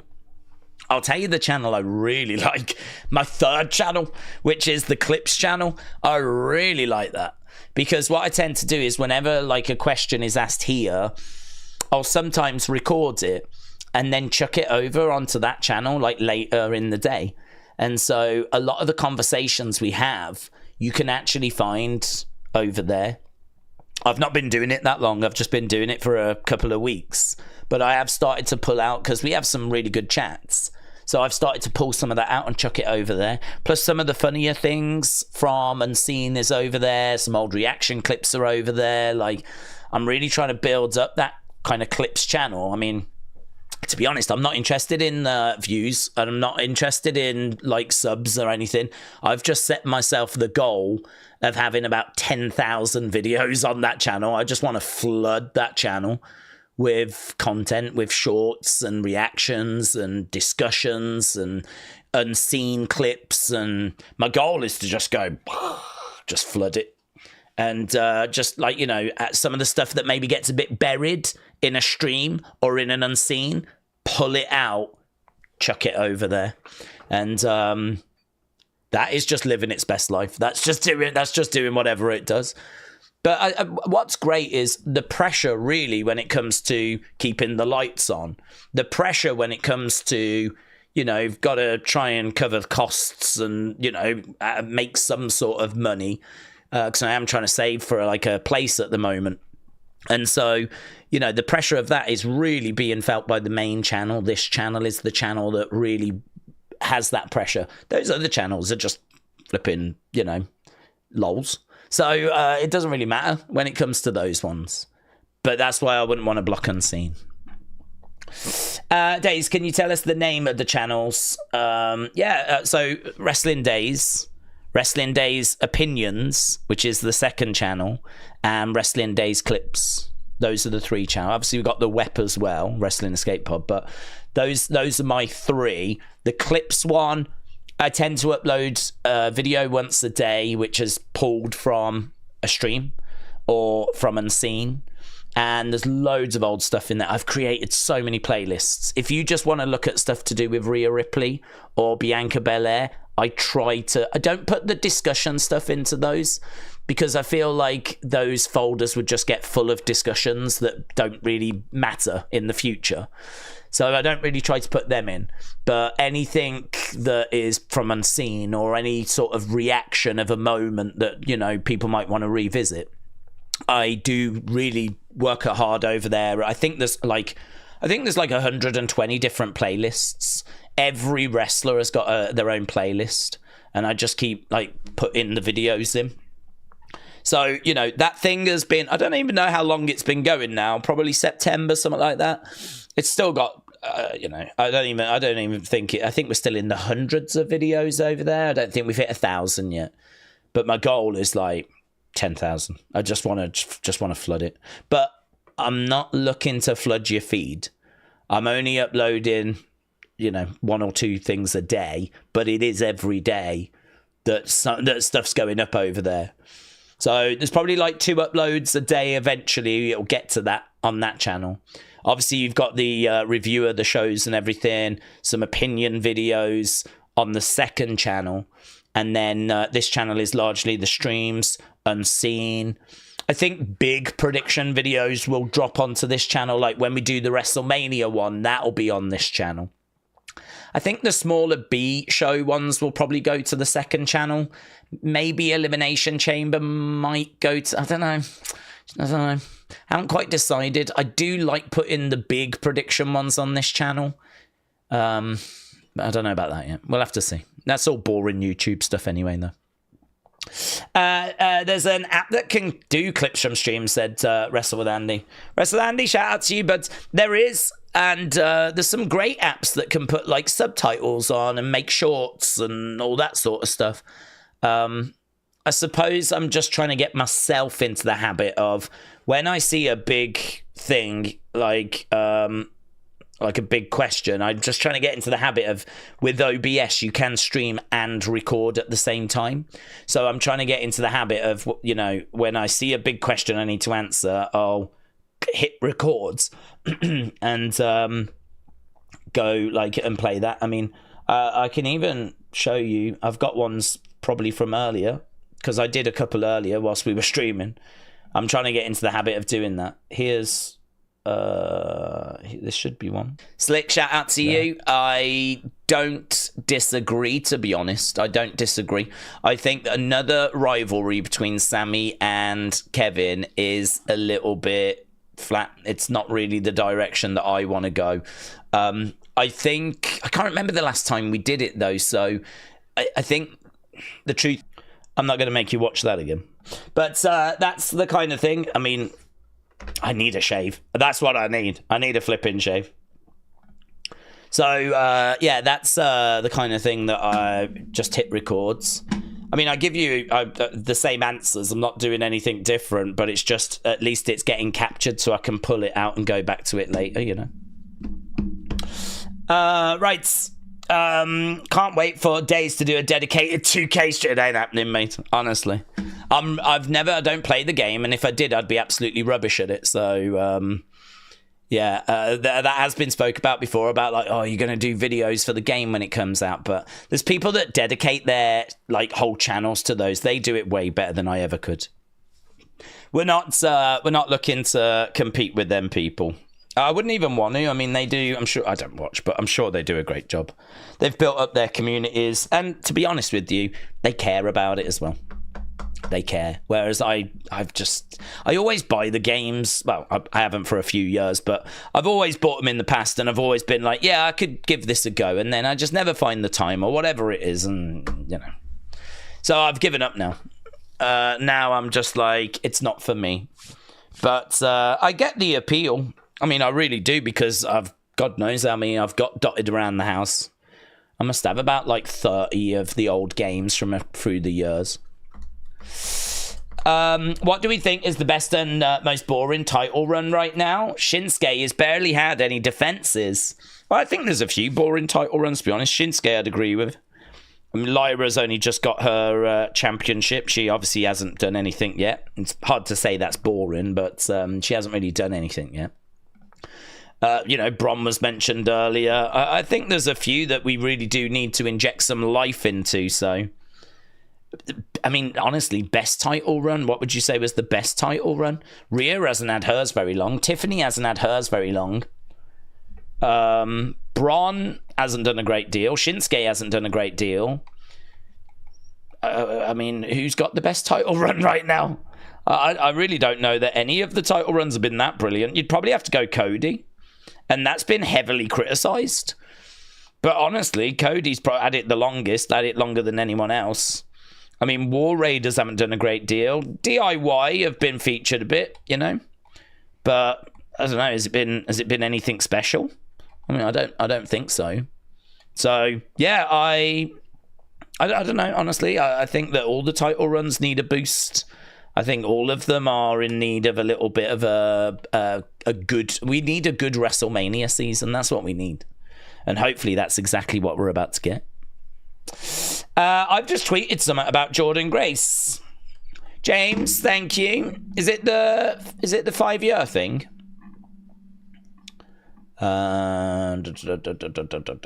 Let's just have a look, shall we? What's this? Tell this dude that wrestling is not a party. 12,000 fans chanting, "You deserve it" to Jay. Oh, I need to pop that in the folder. Emmanuel, shout out to you, buds. How long we got? We got 5 minutes, kids. 5 minutes. I'll have to come back to that, Mugsy. I'm looking for this. Yeah. Yeah, she signed a 5-year deal and got on her way to NXT, which honestly I'm pleased about. Some people might be down on it. Some people might be like, oh, she doesn't need to go to NXT. And I can sort of get where they're coming from. I can sort of understand that. She sort of ticked a bit of the NXT box, but she hasn't done loads in NXT. She certainly doesn't need to learn how to wrestle. But I think timing, it's very close to WrestleMania. There may not be a space for her right now pre-WrestleMania. So rather than her being up and just being lost in the shuffle, why not put her in NXT, give her like something to do down there for a bit, put her in, so you could find some good feuds. It's another name that could help the ratings. And who knows? I mean, honestly, after flipping WrestleMania, she might find herself going to the main roster. She might not be down there all that long, to be honest. She might not be down there all that long, so yeah, let's see how it plays out. Let's see how it goes. But yeah, I'm all right with it. I don't mind it. I do like people hitting NXT. That's good for NXT. I didn't know if you'd seen it. Yeah, no, listen. I get tagged in a lot of different bits throughout the day, so, you know, even I wouldn't know what I've seen and what I've not seen until I see it. So, Yeah, I never have a problem with people tagging me and stuff. I think it's very kind that people do that. So I don't have a problem with people tagging me in bits.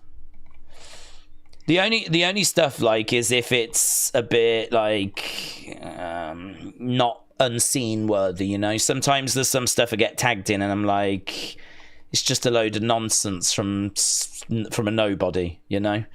And you sort of like, that's not come from any kind of source. It's just a load of nonsense. It's just someone trying to get a bit of engagement, and that's the kind of stuff you like. I could have done without that. That ain't never making it in unseen. They're the only ones that I ever really look at, and I'm like, I didn't need that. But no, the vast majority, 95% of what gets sent is all good stuff. It's hard, actually. It's hard to know where that line is because I can't include everything in unseen, because if I did, obviously unseen would be even longer, and I'm really trying to get that length down. And it's hard to kind of know where that line is. But that is the never-ending battle, to be honest. Right, we've got a minute to go, kids. I hope everyone's looking forward to NXT. Lisa said, Daze, WWE have posted that Ava has got some huge news for tonight's NXT. Let's go. I'm definitely here for huge news. James said, I'm a proud nobody. Oh, you're a somebody. Listen, you ain't a nobody in this community, James. Jeez, the people know you more than they know me. Days, I might do the clips thing too. There's an app that automatically sources out clips from. You should, Andy. You should have some shorts and stuff on your channel. You do have shorts, Andy. You should. With all the info and like really interesting bits in your videos, pull that out and do like bits. And you should definitely do that. There was one that I was signed up with, which I was like, yeah, I'm going to start doing this, and then I just never did. And is it that one? Is it Clap? Is that who I was looking at? Yeah. This is who I turn videos into viral shorts. I mean, I don't know. You can't say they're going to go viral, but what they do is they do put the subtitles on. You basically put the long video in, hit generate, and then it spits out 7 shorts, just done with subtitles and everything. Just done. But to be honest, I tried it a couple of times, and it can be like very hit and miss. Plus also, look at the flipping prices. $23 a month, right? But you can only upload 10 videos a month, right? $63 a month, and that'll make you 30 a month. That'll make you 100, but a month. Imagine spending that much a month. Oh my God, I'd never recover. It would be the financial end of me. So that's why I'm just going to do it the boomer way, you know? I'm just going to do it the boomer way. Wrestling's biggest fan, maybe? Oh, hello, Netflix. Here we go. I adore the hour-long unscenes. I know it's hard, but you do an admirable job. We want more. Well, I appreciate it, but it's actually not hard work. It's a little longer, but it's not harder because it just means I include more of the stuff that I'm like, does it, doesn't it? You know? But I just think to myself, I'll tell you the way I think, right? And people might go, no, that's not the right way to think. But the way I think is we all have 24 hours in a day. You're probably going to be asleep for 7 of them or whatever, right? And you got to go to work for, 8 hours, 9 hours, whatever, travel, whatever. How many hours have you got left? 5 hours? So if I'm going to drop an hour-long video, can I really ask people to spend one of those hours watching a video? I mean, of course, people are going to pick bits out. They're not going to watch the whole thing, but I'd feel a lot happier if it was 20 minutes. I don't feel like that's as much an ask as like, guys, here's another hour-long video. So that's always my thought process, and don't know, it's the never-ending battle. Right, we do have a tag match tonight. That's enough about the channel. boring conversations. We're here for wrestling. We're here for the graps. As Oba and Trick are going to team up to take on A-Town Down. Mayor said you could do a private stream, turn it public, and it would be right away. It still doesn't help with the copyright stuff. Even if you do a private stream, if you get hit, you can still get hit with copyright. Here's Fatal Influence.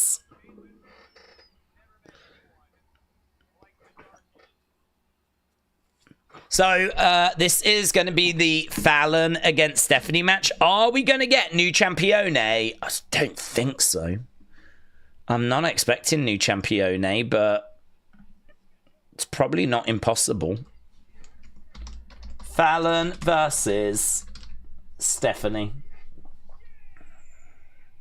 Let's get rid of that. Let's move that.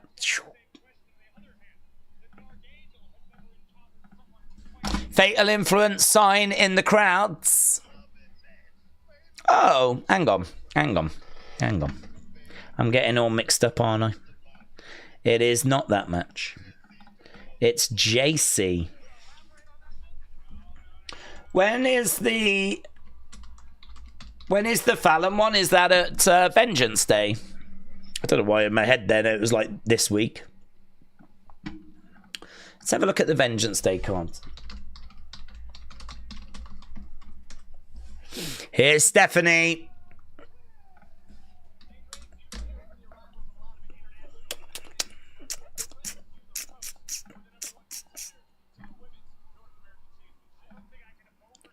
Big reaction for Stephanie as she makes her way down to the ring. Stephanie.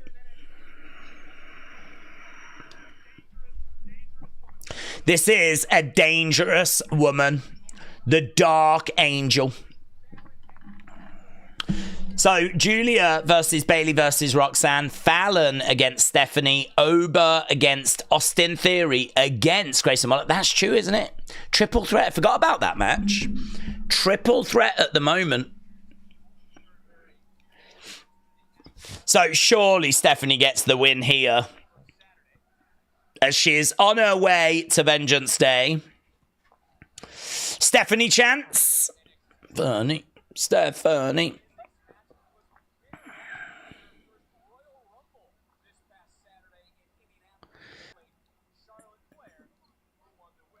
Jacy. They're just congratulating Charlotte. William, shout out to you. Is anyone going to be brave enough to click on that? I wouldn't. Oh, yeah, the glitching. Capata said the glitch. Oh, it was a nightmare, wasn't it, with the glitching? Everyone was talking about that. It ended up being the thumbnail of the review. So many people talking about the glitching in the review that we did for Raw. And understandably so as well. Right now, we've got Jacy. Shot coming into the back of the heads. She's managed to get it and ram her face first into the corner. Jacy in control. And again, kick coming into the midsection there by Jacy.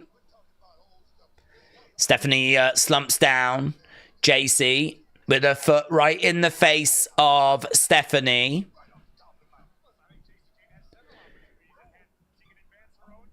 Jacy charges over. Stephanie hurls Jacy into the corner. You missed Aaron's chats. Thank you, James. Over against the ropes. Aaron said, you know what? Jay deserved to win. He is so over, says Aaron. Aaron, I hope you're doing well, buds. Yeah, there's lots of people. I mean, listen, that flipping whole crowd yesterday, we were on board with Jay winning. There was not really much in the way of complaints there. But plenty of complaints on from the IWC. Loud Stephanie chants. I love that. Smashing her face first into that middle turnbuckle. Then she smashed her into the bottom turnbuckle. Stephanie walking away. Grabs a hold of Jacy. Picks her up. Jacy lands on her feet. Grabs Stephanie. Slams Stephanie down. Kick coming in there by Jacy. Oh, another kick as well. Lovely work so far. Jacy coming over. Comes crashing down. Right now, Stephanie.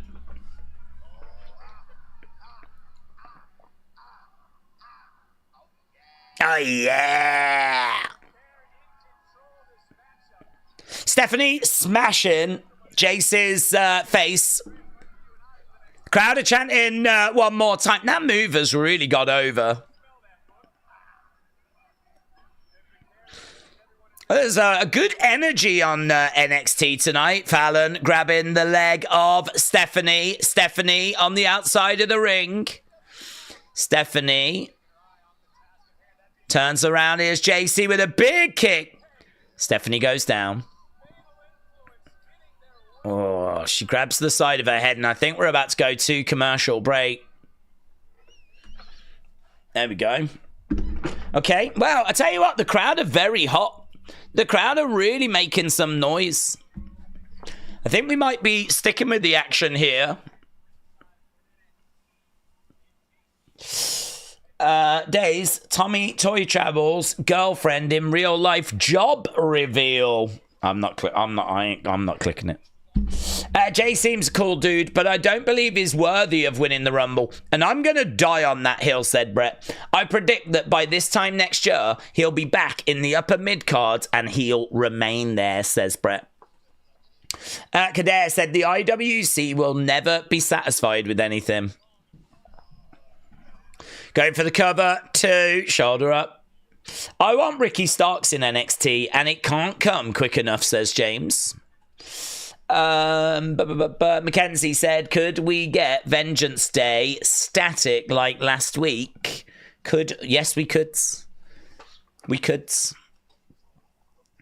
We did get that weird ending, didn't we? That had like the Vengeance Day thing. That's a good shout, that is, actually. I forgot about that as well. With all the build to the Rumble, my flipping NXT knowledge has just completely gone out the window. Forearms coming in there by Stephanie. Jacy. Reverse him. Stephanie over the other side. Back elbow there by Jacy. Stephanie goes down and the crowd are booing Jacy as she goes over. Throws down some shots on Stephanie. Smile on the face of Jacy. She gets back up. Walks over. What? Are you watching? Yeah. I don't know that America are, but we are. Forget Ricky Starks. Get us Ricky, said Durom. Suzanne said Stephanie is getting her ass kicked right now.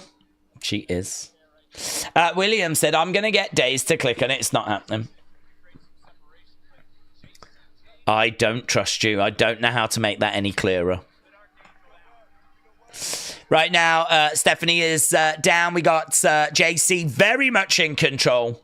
Dr. Lucha Lala said, Fallon as champ isn't really doing it for me. She was better as a face.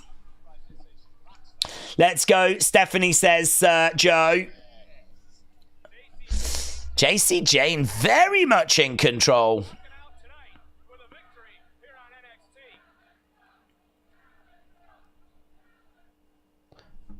Fallon sucks is the chant. There was a little Fallon sucks chant that had just broken out. It is stacked in NXT.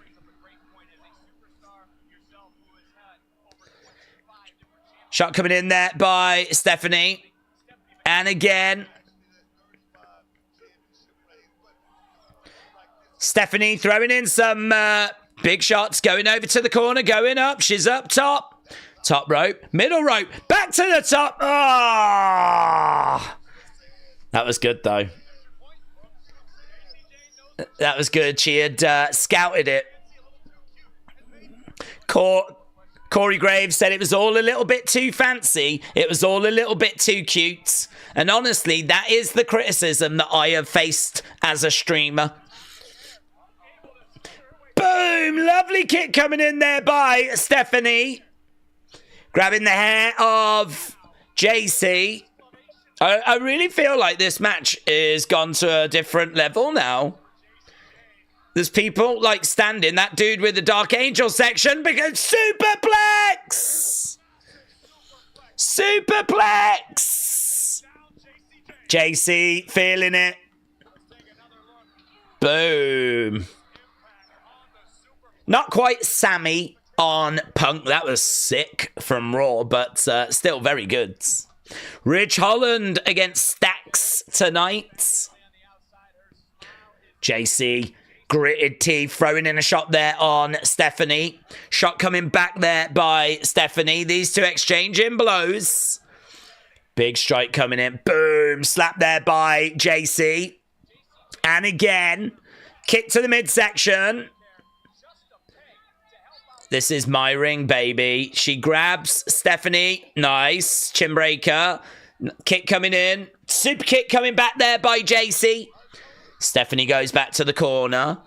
Jacy collides Stephanie out the way. Feels like this should be beginning of the end, maybe. Charging over. Double knees. Stephanie with Jacy. Picks her up. Plants her down. Belly to back. Smile on the face of Stephanie. She's back up on her feet. Going over. Grabbing Jacy. No joy. Jacy's back up, you know. Oh, backslides. Backslide. No. Knee. Boom. Big knee. Yeah. Shoulder up. They're low-key cooking, you know. They're low-key cooking. Boom. And, you know, it makes such a difference when you got a red-hot crowd. Jacy back in the corner, urging Stephanie up. Miss. DDT. Roll up. 1, 2. Oh. Oh. Fallon should try a MAGA angle as a heel, said JP. It's always risky, isn't it, when you introduce politics into things. I think they tried to stay away from that. Another kick coming in. 619.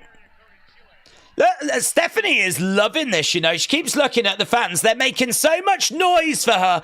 Lovely springboard crossbody.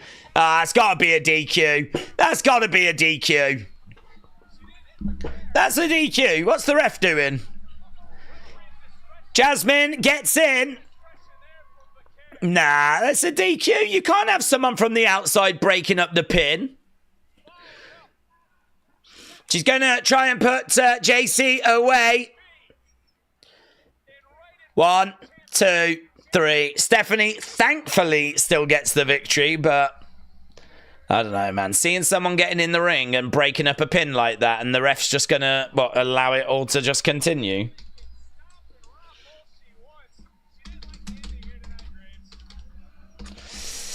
Really good match. Not keen on the finish, but that was low key cooking for a bit, you know. Bigger challenges await for Stephanie. There is Fallon on the commentary table, holding up that championship. Do you know, I don't see Fallon as a tougher challenge than Jacy.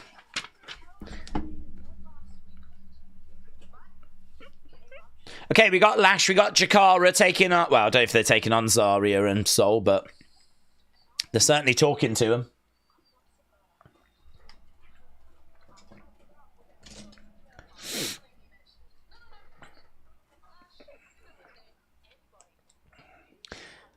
Why is Zarya just having like a bit of trash talking like this? I don't really understand.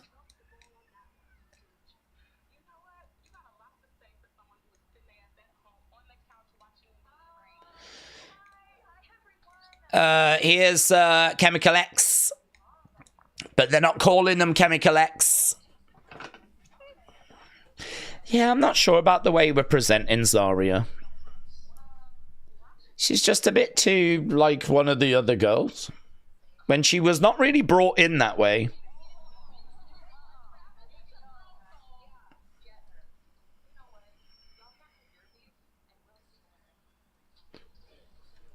Just lots of beef everywhere.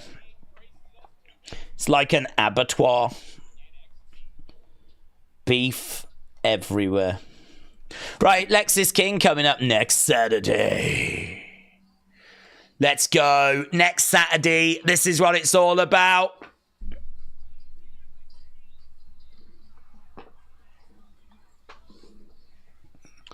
Washington, D.C., the capital of Canada. Let's go. Vengeance Day. The Buckingham, Stephanie, and Julia has been great. Zarya, on the other hand, not so much. America has no commercials if you're smart, says AB. Rastani said, Daze, imagine if we had an NXT Rumble to look forward to tonight. We could even do a reverse and bring former NXT talent in for a surprise, like NXT wrestlers in the main Rumble. That'd be cool. Would you do it tonight, or would you wait a little? Are we all rumbled out? I mean, I'm down for watching another Rumble. I'm down for watching it, but I feel like if you're going to do that, surely it's PLE in it. We wouldn't do Vengeance Day. We would do the NXT Rumble, wouldn't we? Would we? Would we? Is that too... That's surely too big for a TV show. Is it? You got me second guessing, though. Jasmine didn't break the pin. Steph saw her come in and moved, so she hit Jacy. She didn't touch Steph. She got in the ring, though. She got in the ring and distracted during a pin. That would have been a 3 had that person have not got into the ring. The argument of her not touching her is interesting, but I don't like it. I don't like it. I suppose in that case it's ref's discretion. You could throw the person out, but don't like it. Defcon said, would vegetarians Zack Sabre and Daniel Bryan have beef? Tofu. They'd have tofu. Let's not spread the Rumble thin, said Uncle Revel. Bring back the cell on another cell. David Arquette, the host. An NXT Rumble sounds like an amazing idea, said Joe. We got people, some people like it, some people don't. Aubrey said, we know The Undertaker is overrated according to Opula's Travels, but is Seth the Taker in that same category? Brett said, NXT under HBK really has become a female superstar factory. It truly is the best women's division in wrestling, and it's not even close. Duran said the NXT Rumble, you can get some ID wrestlers in it. You could, and actually I read today, ID wrestlers will be involved in a WWE Evolve. So that WWE Evolve is going to be a mixture of next in line, ID, and talent hoping to make it to NXT. JP Ville said it's wrestling. They changed the rules to make them fit with angles. Oh no, I find that so frustrating. It is true. Rules do evolve and they do change, and, you know, I do find that frustrating. I do like James's point, though. You know, if she... I'd have to rewatch it. If she technically didn't touch her first, and it was just a case that she got into the ring, like, I can understand the ref. That's one of those where, you know, the ref could be like, you're out of there. and just lets the match continue. But I don't know, for me, when it was going to be a 1, 2, 3 and flipping someone not in the match at all, maybe it would be totally different if it was like a tag match and that was like the partner. Like, I'd feel different then. But someone coming in, like literally stopping the count, like, I feel like that should be a DQ. But as James said, you know, on a technicality, if she didn't technically touch her, then is it technically a disqualification? Just showing Roxanne coming into the Rumble. What would we do with AOP and Ellerim? It would be a shame to get rid of him. What do you think? I wouldn't keep Ellerim. I don't think he really brings a great deal, to be honest. I really like the connection to the past, but I just don't know that he... If you're going to keep him, I feel like we need to hear from him more. I feel like he needs to do the talking for them, and he never does any talking. I don't even... What does he do? He doesn't do anything. Here's Sarah Schreiber.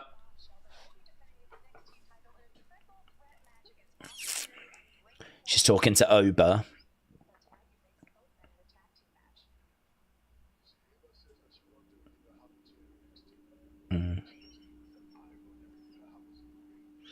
I run everything that happens in the ring.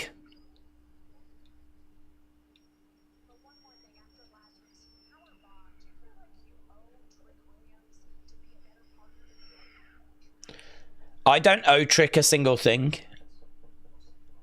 I'll just see Trick out there. I don't feel like we got anything out of that interview. Lexis King is in the ring. Let's see what he's got to say.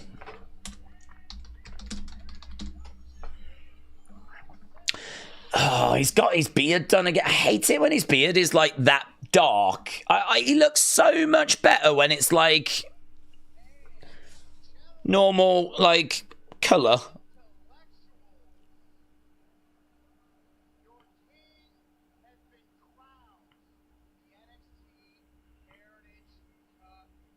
You know, like when a Mattel figure has their facial hair just painted on, like, it looks like that.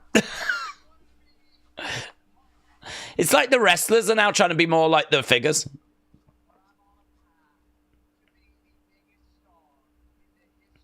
I mean, I can't stop looking at it. It is actually impressive.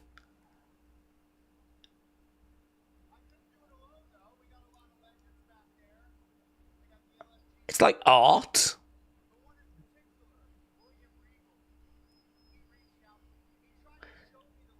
But I don't think it looks good. There's lots of booze. Lexis uses a Sharpie. When are you going to do facial hair like that, said Wrestling's biggest fan. Mate, look at my facial hair compared to here. Look at this. Flipping scruff. The question should be, when's he going to have facial hair like me? I've never done well with authority, said Lexis King. Lexis King has always played to the beat of his own drum. Who's going to come out? Surely someone's coming out. Look at me. I've got the looks that kill.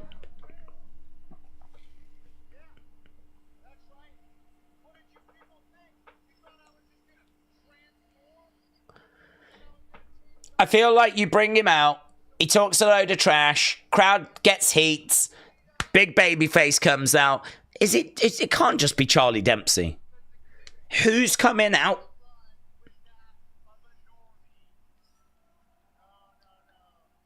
No. I was born into this business. Second generation talent.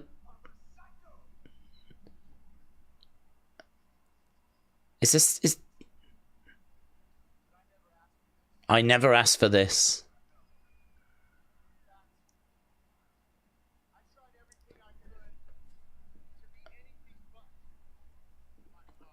I tried to be anything but my father.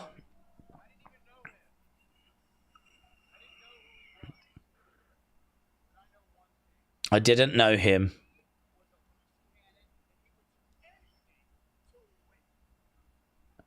I didn't know him. I didn't know who he was, but I know he was a loose cannon and he would do anything to win.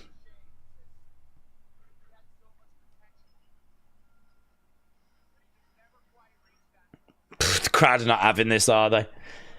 New horror wrestling movie, Dark Match. Check it out, said Defcon Prime. Defcon Prime, shout out to you, buds. I think I've heard about that.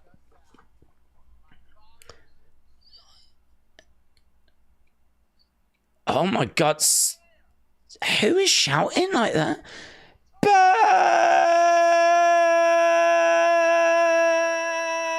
Oh my God. Is someone interrupting? Is someone interrupting? Who is that guy?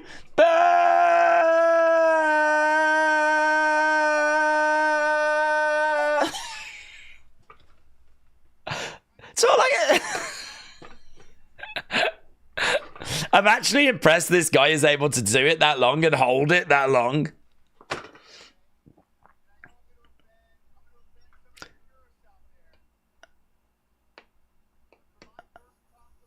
For my first proclamation. Yeah.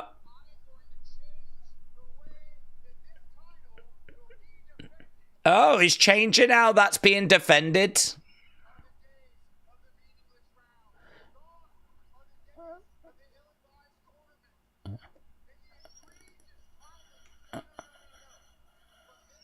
From this day forth, Heritage Cup. One fall now. So, who's coming out? Fandango! Fandango! Oh my God!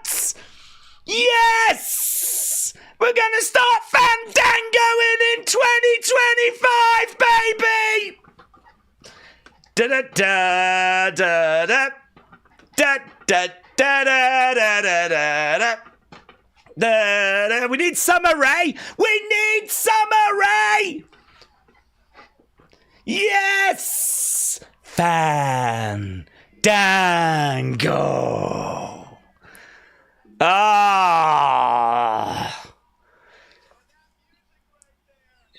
We need Tyler Breeze as well. They better bring back Tyler Breeze. Prince Pretty. I need that. Welcome back. Welcome back. Welcome back. We're going to Fandango in 2025, baby. Welcome back. Welcome back. Welcome back. This guy beat Jericho at WrestleMania. That makes him like the biggest babyface ever.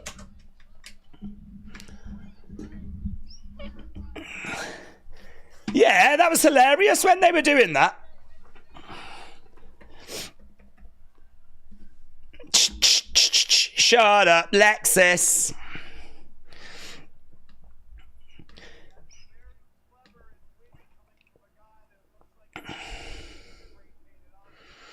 That's very witty and clever from a man who looked like he had his face spray painted on this morning.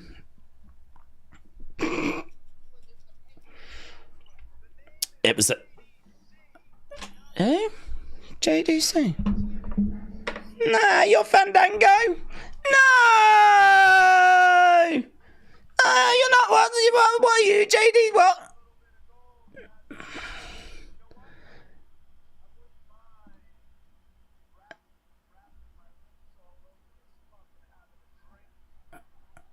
JD, what? JD, what? JD, what? JD. Chunky hot dog.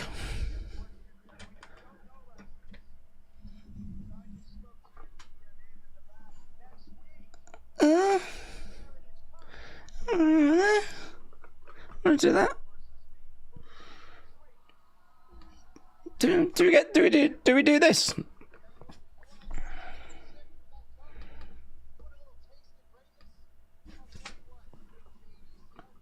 JDC, what the hell's a JDC?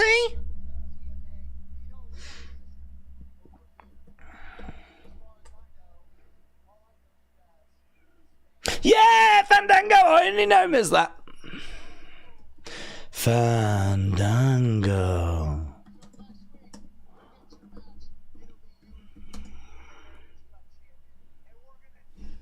We're gonna dance.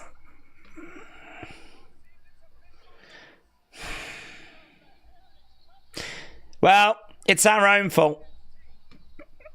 There's no one we can blame but ourselves. We decided to not keep him around, and so he's had to go. He's had to change his name, and now he's JDC, and we're never going to Fandango again. And there won't be a Tyler Breeze, and there won't be a Summer Rae, and there won't be any happiness in the world. Welcome home! Welcome home! Now we just need Layla and Summer Rae back, said Brony. Yeah, let's go. Let's go. Who's these boomers? Who is this? Who's this? What am I watching? What am I watching? What is this? Oh, it's Tony!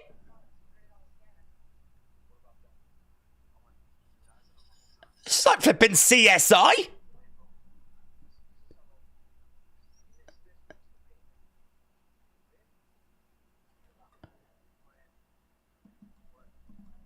We're in.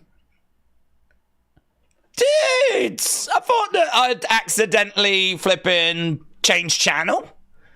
I thought I was watching flipping... What's this? What's Walker? What the hell am I watching? Is that Tony? Oh, it was a TV show. I thought it was a new promo style. I thought it was a new vignette that they were doing. I thought it was a new story that Tony was in. Oh my God. NXT tonight just gets me excited and then flipping lets me down.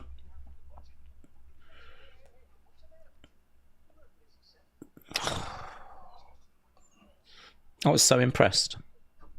Is that Temu Vin Diesel? He is in a show. I know. Thought it was a whole new story. Ashley, shout out to you. Ashley sending a picture over. This is my son, Bryson, and I, and we're all about Jey Uso.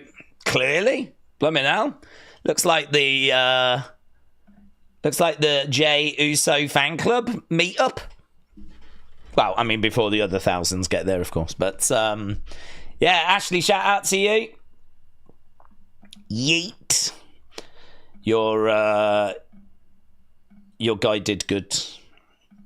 Your guy did good.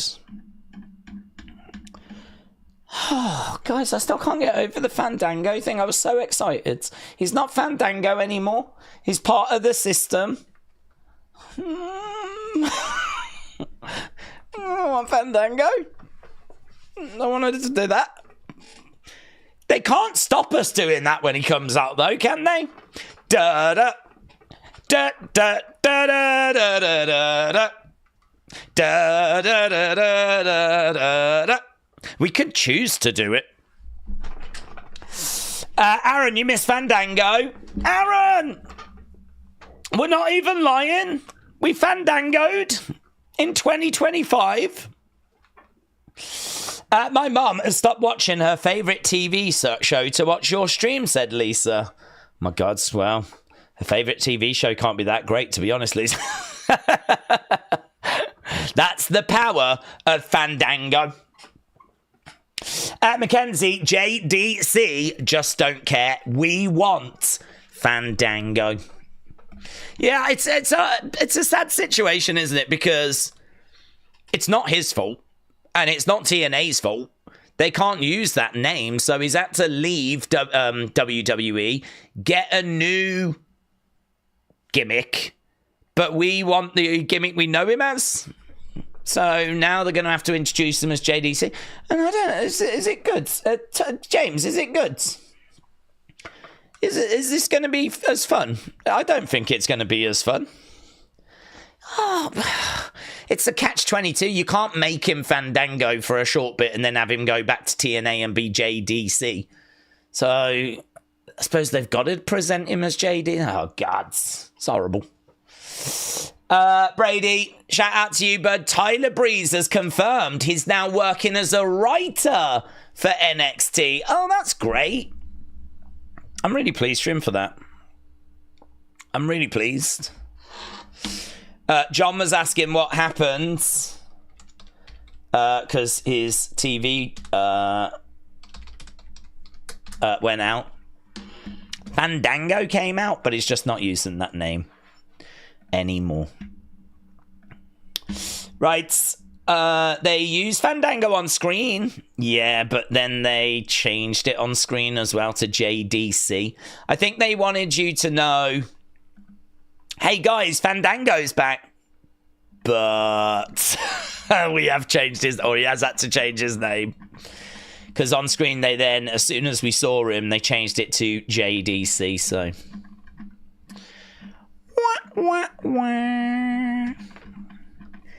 Tis what it is.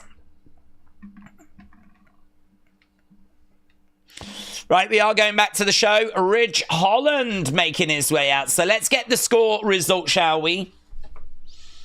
Ridge coming out. He's going to be in action. He's taking on Stacks, I believe.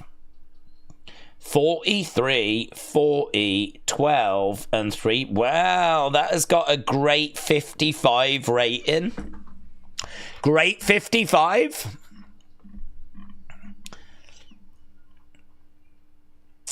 Yeah, Ridge in the ring there. Stacks in the corner. Oh, no messing around. Stacks jumps in, and we are underway with our second match. So, Stacks and Ridge, of course, this came from... Oh, going through the legs. Boom. This came from an argument they had last week when Ridge was having a go at Izzy Dame. Watching on is... Sure, they need a group name, don't they? I don't think they've got one. Nico... Brooks Jensen, Sean Spears, they're watching on.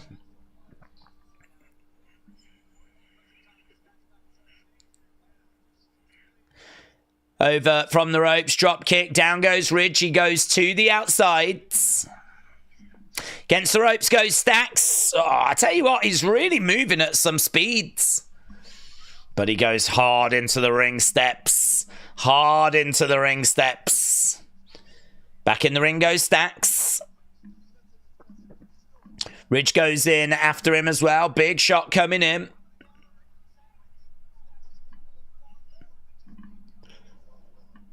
Corey said... Oh, in the corner goes Stacks. Corey said that he thinks that Stacks is able to be a lot more than just the underboss. Stacks coming over, grabbing Ridge. Ridge going into the ropes. Super kick coming in there by Stacks.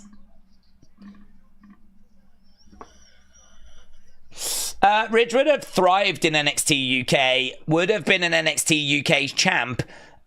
He can't really get over on the main roster, and that's why he's back in NXT, says Brett. The family keep cosplaying these movies, like, really. I love that little clip that we just saw, though. I thought that was really entertaining. Shots coming in there by Stacks. Over against the ropes. Boom. Down goes Ridge. Charging over. Kick to the midsection there by Ridge. He's got Stacks through the ropes. Big boot coming in there by Stacks. Stacks double knees. Very nice. Very nice. Oh, yeah. Stacks on the outside looking to go up top. Of course, we've still got Sean Spears and everyone watching on. Stacks with the double axe handle, but no joy.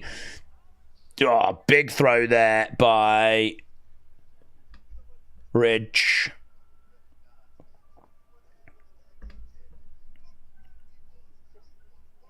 Charging over. Big boot. Climbing up. Oh, goes to the outsides. Stack spills to the outside. Dijak was awesome. Yeah, that was a weird release, wasn't it, Dijak? That was a weird release. Luca distracting. Izzy again trying to get in there. Oh, Izzy. Didn't quite work that time. Roll up though. 1, 2. Oh. Duck underneath there by... vicious clothesline by Ridge. That was really good. That was really good. That clothesline was pretty sick, to be honest. That was pretty sick. Izzy once again trying to get involved. Izzy once again trying to find a way of costing Ridge. I could see Sheamus winning the IC title, then Ridge getting called up to be that first feud. I wonder if it will go that way. I wonder if he will find his way getting back to that main roster.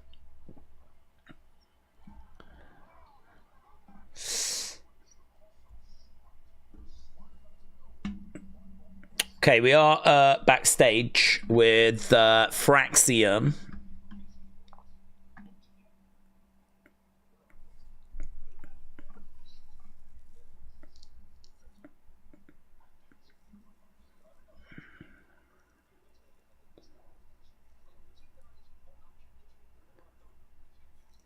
For two guys that want action, literally all I've done is hear you guys talk.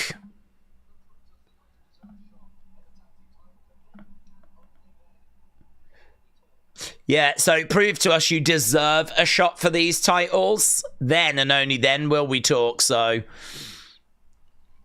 that is a challenge set as Sol Ruka's making her way out. Let's get the score for that last match.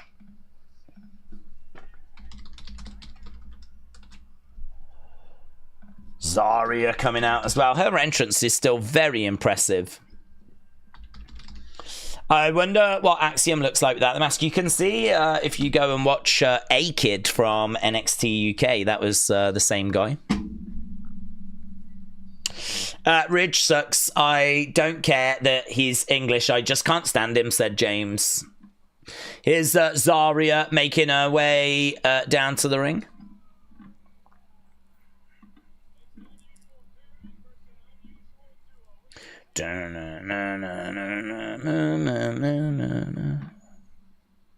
So we're about to go to commercial break for this. We're 44 minutes into the show already. Hannah said, I'm excited for the WEP. I can't wait to hear what Triple T's been getting up to and what he's got to say about the Rumble. We need to find out what's next for the Boston boy. We need to find out if he's even watched the flipping Rumble, to be honest. Knowing him, he probably went to a musical, didn't he? I think let's just not mention musicals and hopefully he just doesn't flip in, say anything. Boom, boom, boom, boom, boom. Zarya's theme goes hard. So Ridge picked up the victory. Obviously, Izzy was trying to distract, but no joy. We are going to go over to our next match. Tyler Breeze has put a message out. Just a little message there. Tyler Breeze with Fandango. Nice. Nice.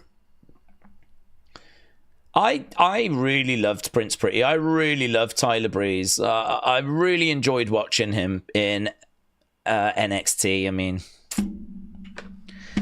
I would love to see something for him, but I don't know what happened. Did he get an injury or something? Was it just that they could never find a way forwards? I liked his gimmick as well with the selfie stick and everything. Bailey is going to be playing in the NBA game. What do you think? Yeah, I'm pleased for her. I know she likes a bit of basketball. So, pleased for her. I hope it goes well. I don't know if she's going to be starting or what she's going to be doing, but yeah. The dynamic between Sol and Zarya should be Zarya being an unhinged killer and silent while Sol does the talking and calms Zarya down if she goes overboard. I need money for WWE World and Vegas expenses. I have to go to Stand and Deliver and WWE Hall of Fame, said AB Jobson. Dude, I mean, that is a once-in-a-lifetime thing, and it really is getting that way now. It costs so much money to go.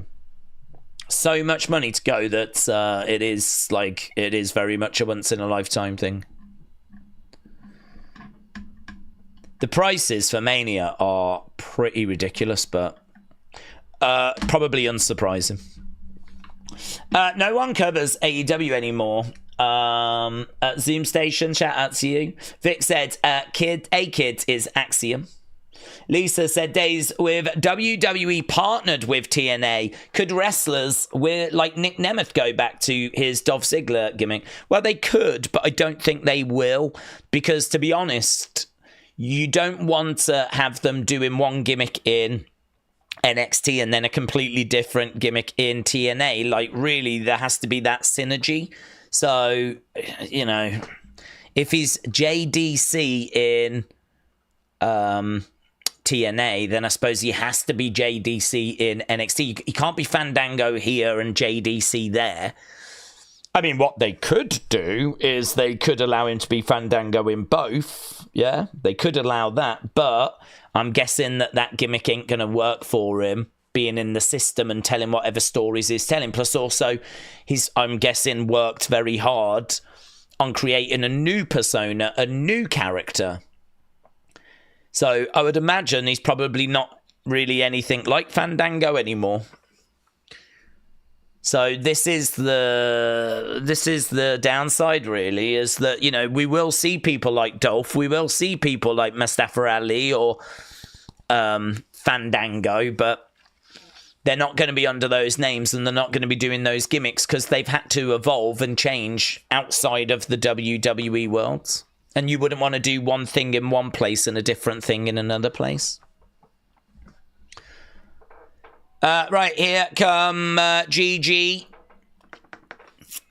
Shotzi, and Tatum. There's Shotzi. Obviously, Shotzi fresh off missing out at the Royal Rumble. There's that picture doing the rounds. I don't know if you've seen the image. It is in Unseen. I was going to put it in the fun folder because I think it's really funny. I think it's hilarious. It's but that's because we're a community that embraces bullying now, yeah. But look at this from the Rumble: Jordan Grace, Natalia, and in the background, all by myself. Don't wanna be all by myself anymore. Not in the Rumble anymore. Got replaced by Alexa Bliss. Lol. Send. Crying emoji, crying emoji. All by myself. Don't wanna be all...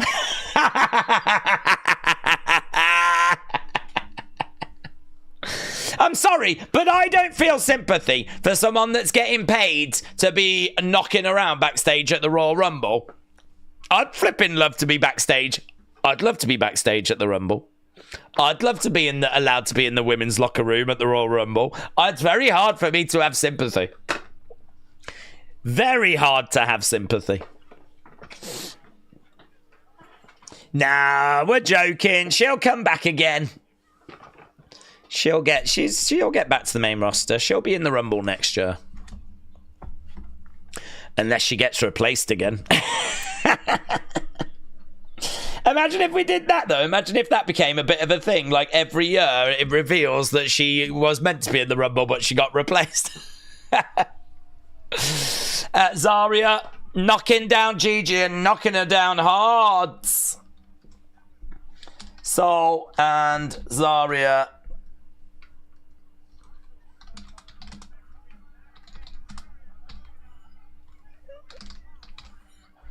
Gigi against the ropes. Sol. Oh! These women are really throwing it in. Show us a replay. I want to see a replay of that. Oh my God, Jesus. Tatum's really not leaving anything to the imagination this evening, is she? The Spider Insider. Shot there by Sol. Another shot coming back there by Tatum. I just saw. I don't think there was anything I didn't see there from Tatum. Throw. Tatum back up on her feet, making the tag. In comes Gigi. Gigi. Oh, comes crashing down, going for the cover. 1, 2, kick out. Here we go. Over in the corner. Sol moves out the way. Kick coming in there by Gigi. Kick coming in there by Sol.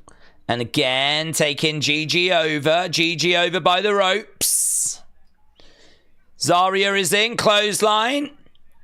Tatum goes down. Gigi goes down. Big boot there by Zarya. Headbutt there by Zarya. Nice suplex. Zarya, a bit like a wrecking ball.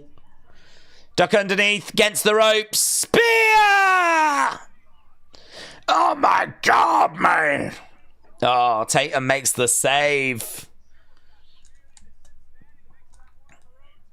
On the shoulders, Tatum up in the air. So is Gigi. Tatum back down. Sol and Zarya. Lovely. Step up in Zaguris. I mean, honestly, I have seen more of Tatum in this match than I think I've seen of myself. Clothesline there of Zarya. Tatum is up. Boom. Oh, gets caught on the shoulders. Boom. Oh my God, she just threw her right on the wound. Soul Snatcher! 1, 2, 3. G Deadlin. G Deadlin. Soul Snatcher!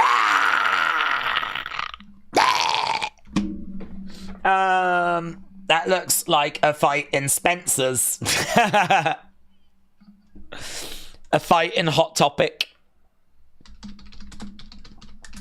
Seeing Stephanie in the Rumble.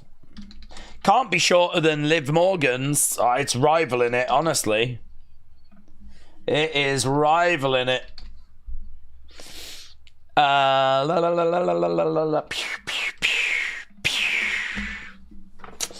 I'm obsessed with the Soul Snatcher. What a beautiful move, said Wrestle. It really is. It really is. Did we do the Ridge and Stacks match result? Have I missed that? Because I've not written it down. I think I might have. Did I? Yeah, I did miss it. Okay, this one is for the match that we just saw. The women's tag match. Hello, handshakes. Backstage. There's a little handshake there between some boomers.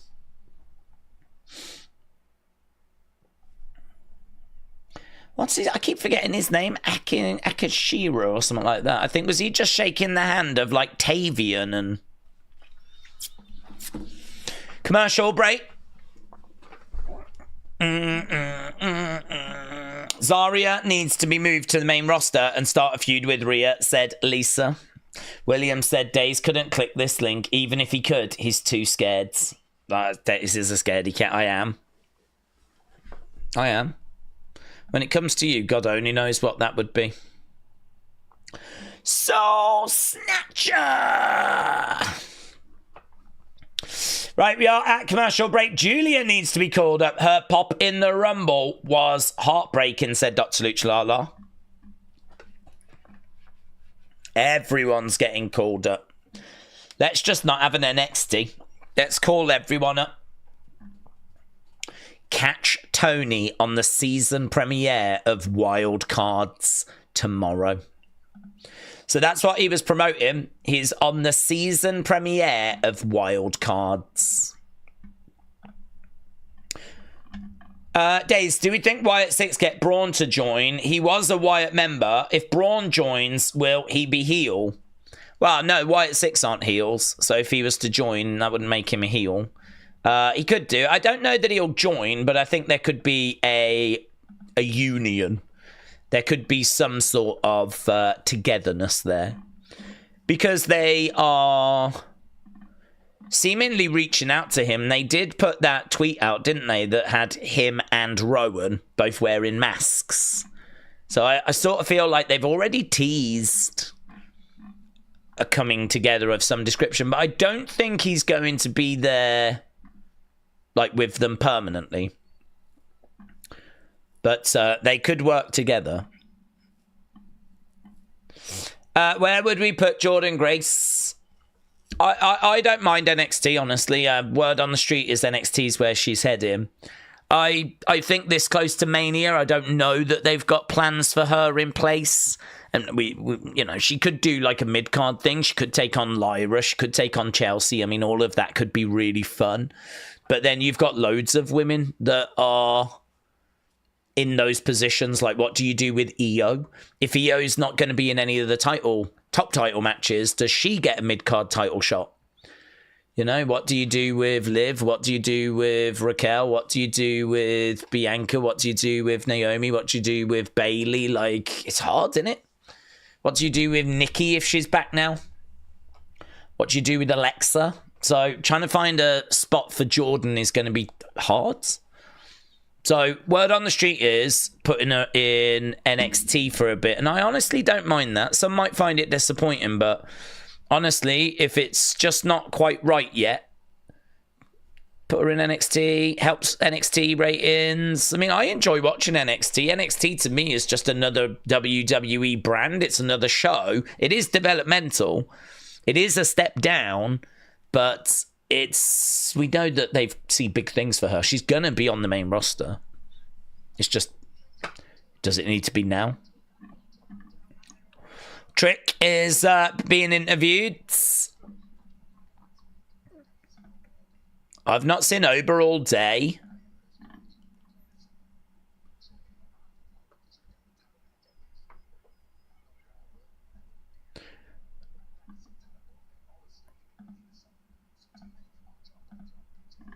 Oh, tonight I'm going to drop both of your beat asses.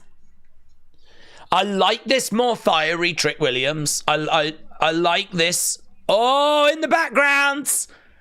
In the background, we've got the Vengeance Day thing again. Bayley's coming out now. Oh, my God. So we're going to go to the summit now. We had that Vengeance Day kind of interference test card on the screen in the background. We saw that at the end of, was it last week's show? I mean, it very much teases the arrival of someone or a group or a faction, or some people are thinking it might be a TNA invasion, and it absolutely could, but we do need to turn our attention now to this because Bayley is on NXT once again. Obviously, she is going to be competing for that NXT Women's Championship at Vengeance Day, taking on Roxanne and the current champion, Julia. Surely Roxanne next. Here's Roxanne. I wonder if we'll get anything else of the interference thing. Thoughts on Jim Johnston back to write music? Apparently he's not. So for some reason there was some subtitle that claimed that the music for New Day was done by Jim Johnston, and I really don't know why it said that.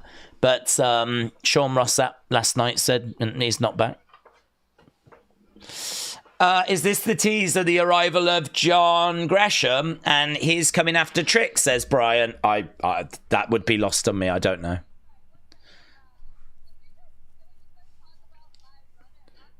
Can we talk about my runner-up performance at the Rumble?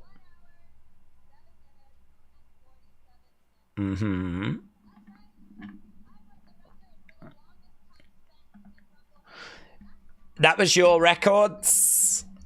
Mm-hmm.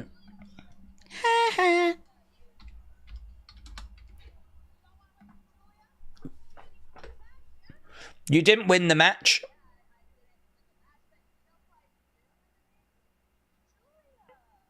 Roxanne eliminated Julia.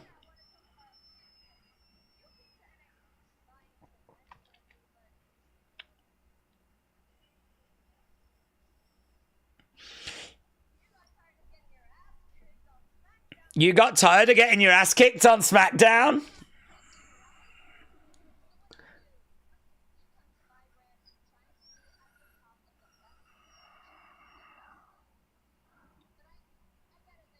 I get it.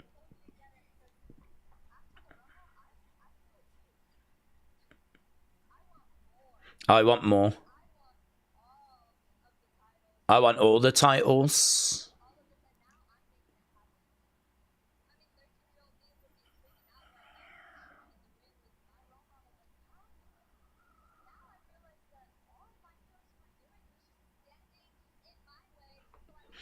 Now I've realized all my heroes were doing were just standing in my way. I'm going to go to Raw. Bayley tells her, just shut up. Go on, Bayley.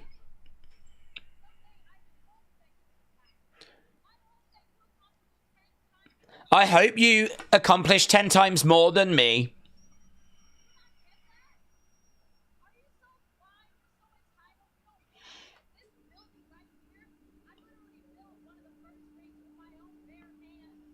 I literally built one of the first rings in this building with my bare hands.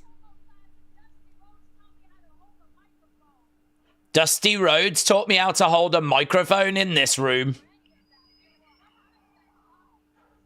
I'm not done talking. Here we go. This is pretty fun. Let's go.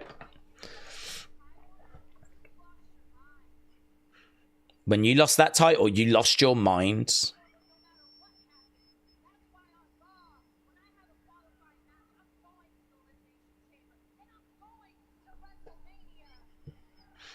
Roxanne's like, yeah, whatever, sister.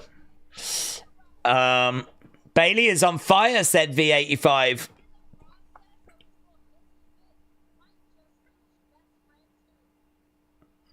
In the process of this hissy fit, you might just lose your best friend.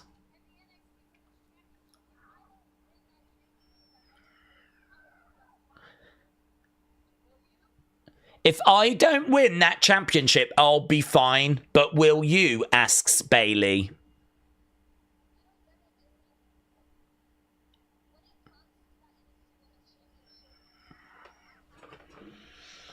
When it comes to that championship, I have no friends. Are we going to bring out Cora Jade? This feels like where she should come out now.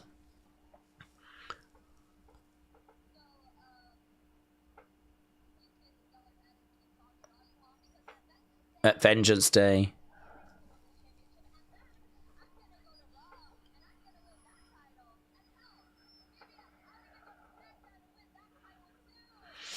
So Roxanne's talking of winning all the titles.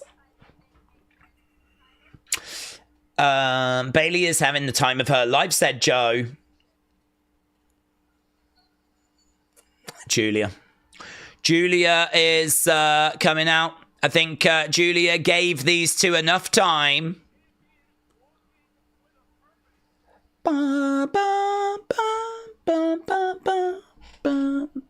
Sparkly top. Sparkly patches. Doc Martin boots.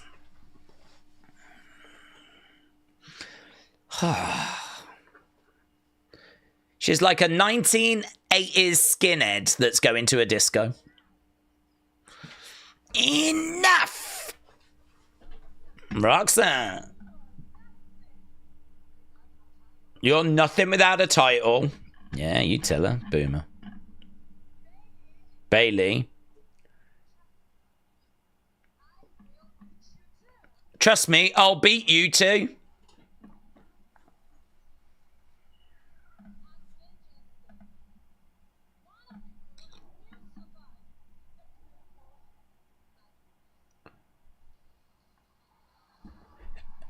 Who we got coming out now?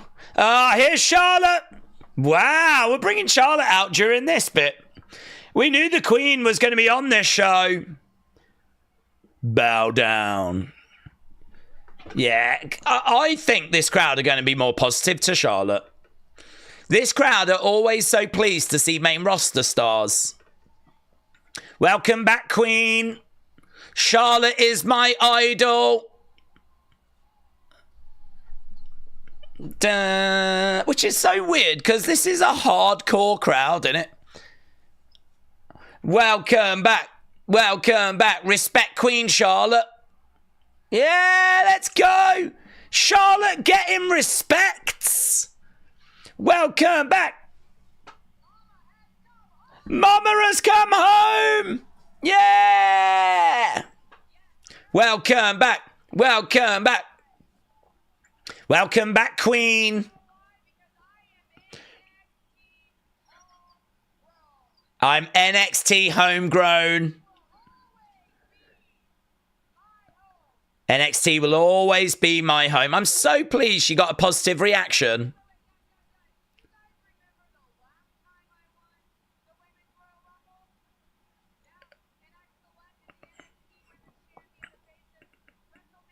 Yeah. Yeah. I remember. I remember, Charlotte. I remember.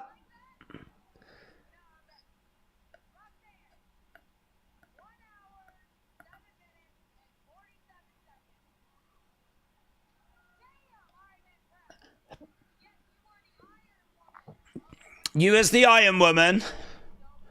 I'm so proud of you.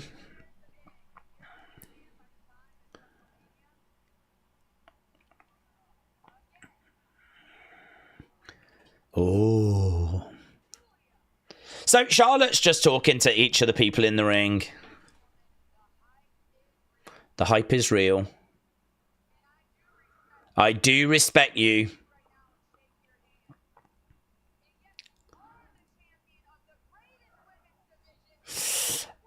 They love her in NXT. Cleveland pooped on her last night, said that they did. We need Queen Nia against Queen Charlotte, said Jay.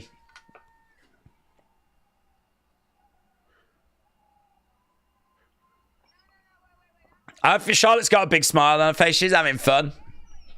Bayley.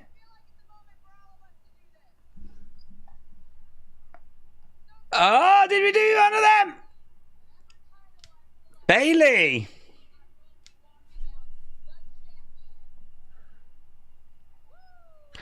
Woo! Oh, we need to revisit this. I mean, we can't quite... Oh, Cora Jade's! Cora Jade from behind! Boom! And you. What's she going to do to Roxanne? Okay, this is interesting. This is interesting. Oh, she swings for her! She did swing for her!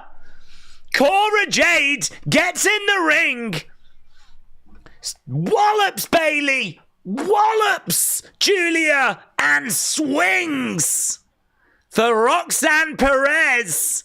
You can see Roxanne on the outside is shocked. Oh, boom, and again. Oh, my God. Do it again. Do it again.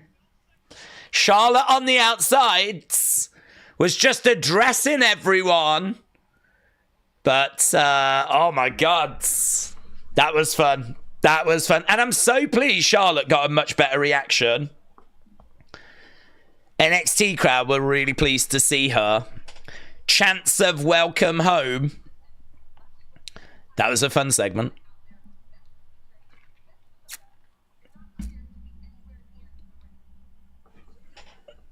You left me no choice. So backstage with Javon and Ethan. Boss.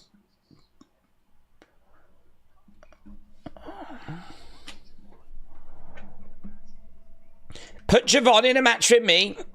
Do it. Book it. Book it. Vengeance Day. Javon's got to get medically cleared. If he gets medically cleared, he will get a match with Ethan Page. It's going to become a 4-way, isn't it? Said James. I feel like it feels like that way, doesn't it? Wow, good segment though. Really enjoyed it. Lots to unpack there. Lots to unpack. Bow down to the Queen. All hail the Queen. Okay, Kelani Jordan making her way out. Cora Jade, Dakota Kai, 2 mean girls that can never be trusted. I don't think any girl can be trusted.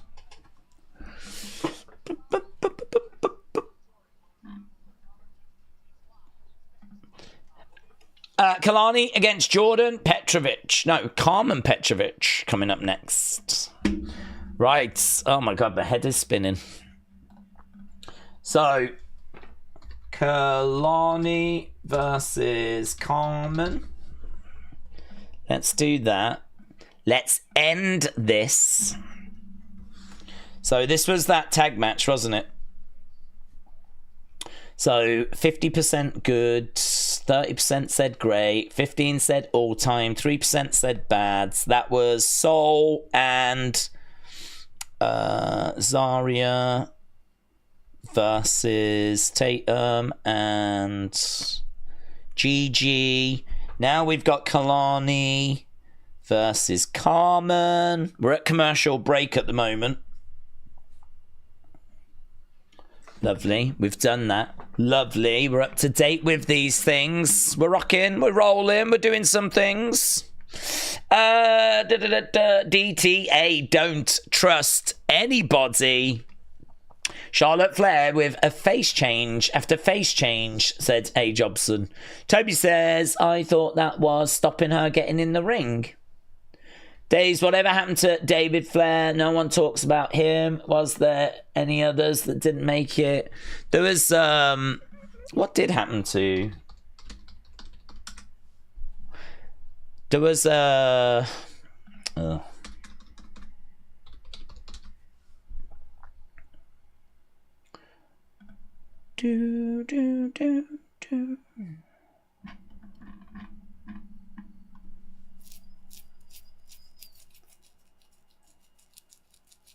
He was in NWA 2002 to 2003.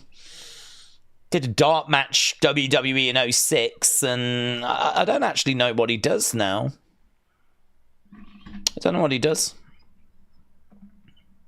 I mean, Reed is the one, isn't it? I mean, that's the one that Rick gets all flipping heartbroken over. Reed obviously passing away. Oh man, age of 25. 25. Found dead in his residence. That's why Charlotte got into wrestling, wasn't it? It was a dream of Reed's. And so Charlotte got into wrestling really to carry out his dream more so than it being her dream. People still boo the woman. Unbelievable. But yeah, good question. I don't actually know. I don't know what he does now.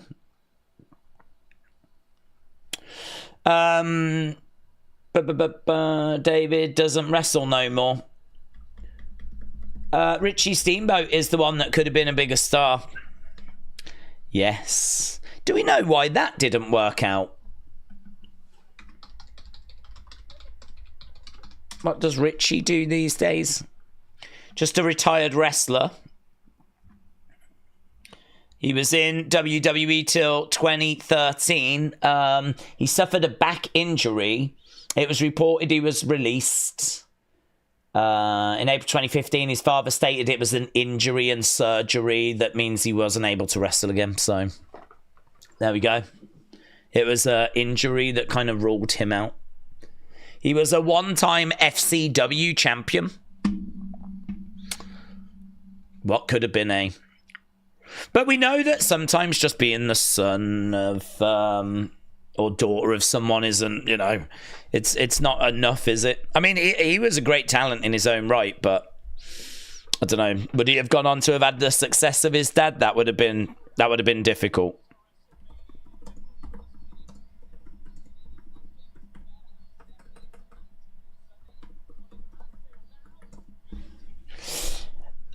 Richie had to retire due to the injury, the back injury, which ironically is what ended his dad's career, says Brett.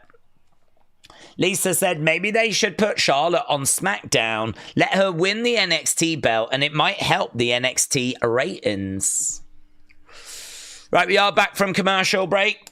Kelani against Carmen coming up. We've got 45 minutes left in the show. Here's Hank and Tank. They're talking to Josh Briggs. Live, laugh, honk, honk. Opportunity. There's Izzy.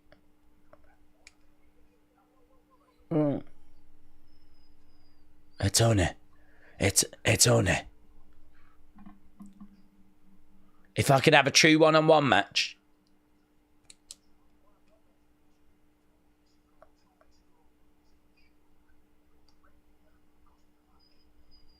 Not my friends.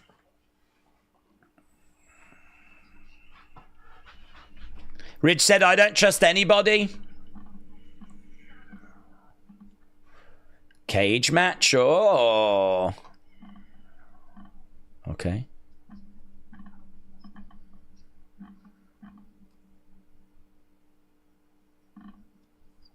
Cage match then? Looks like we might be getting a cage match.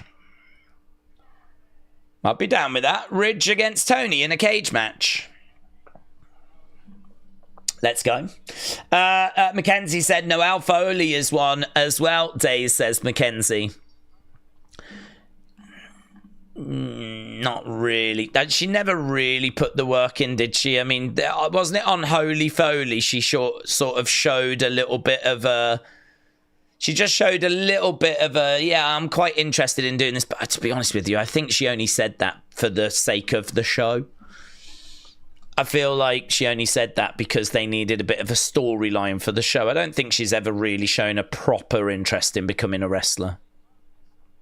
Could she have gone on to have been an announcer, an interviewer or something like that? I think she definitely wanted that. But actually being a wrestler, I've never believed that she wanted that. Right, kick coming in there by Carmen. And again, on the other side, boots coming into the midsection. Nice leg sweep. Against the ropes. Big kick there by Carmen. Just a one count. Carmen Petrovic is in control. Keeping Kelani grounded at the moment. More names would include Brett DiBiase, Brock Anderson, Lacey Von Erich, Eric Watts, says Hannah. Did we know Steamboat's brother was a wrestler as well? No, I didn't. Kelani driving Carmen into the corner.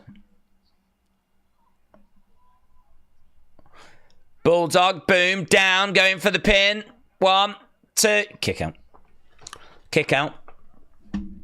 Carmen grabbing Kelani. Crowd a little bit quiet here, and you can't really blame them because we've just had something pretty juicy. So you can't really blame them for like this being a little bit of a step down. Of course, with Charlotte, Bayley, Cora going crazy. Kick there by Kelani. Carmen going over by the ropes. Kelani comes over. Nice arm drag. Coming up. Drop kick. Kelani charges over as Carmen gets out the way. Nice block there. Big boot to the midsection by Kelani. Kalani's going to let's go over. Boom. Down. Lands on a shanty. Shanti goes down. That's going to bring out Jada. Jada Parker has made her way down to the ring. Through the ropes goes Carmen. What was that noise that she just made? I need to see a replay of that. She kind of came through the ropes, did a crossbody, and as she was getting up, she was going... Oh. Might be a distraction win here. No, kick out. Guys, Carmen Petrovic just momentarily turned into a dolphin, and I am definitely turned into a dolphin. But Michael, shout out to you, my friends. My only focus is this, Michael. This is my world. Roll. Oh my God! Carmen keeping a hold of Kelani. She kind of rolled through, but kept a hold of her neck there. Back on the feet, nice. Going over. Isn't Charlie Dempsey William Regal's son? He is, yes. I don't know who's gone over. Jada. Jada has gone over to the commentary table. I appreciate you. 1, 2. No, reverse 1. Just a 1 count there by Carmen. Boot coming into the midsection. They're congratulating Jada.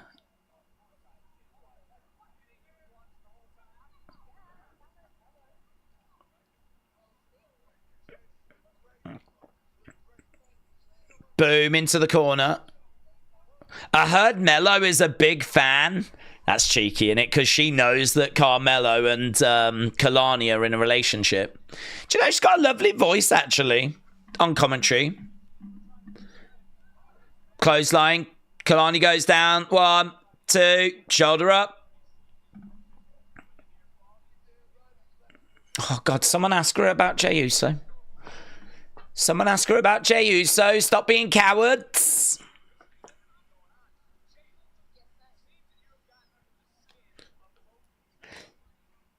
Seems like you've got under the skin of both of these women. All they had to do was mind their own business. Seems like you're outshining a lot of the women's roster. Careful, Corey.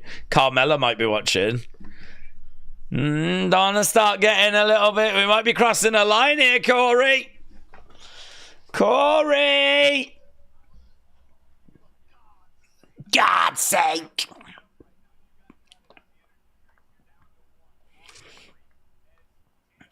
Kick coming in. I'm right here, sir. That is nice, actually. Americans do that. We don't do that over here. That whole sir thing. I'm just minding my own business, sir. Well, I really appreciate that, sir. We don't say sir.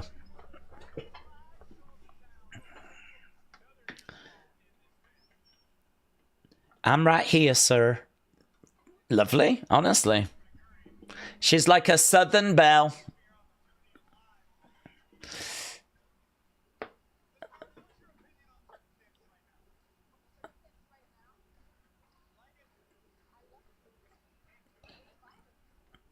What's your perspective on the circumstances right now? Do you like it? I love it, she says. I love it. Didn't you invent, sir? Me personally, no. Yeah, but in that term, have a good day, sir. I'm just set right here, sir. That kind of thing. Honestly, the commentators are struggling. The commentators are distracted. Back elbow by Kelani. Kip up there by Kelani on her feet. Kelani kick to the midsection. Picking up Carmen. Kelani going over to the corner again. Back elbow.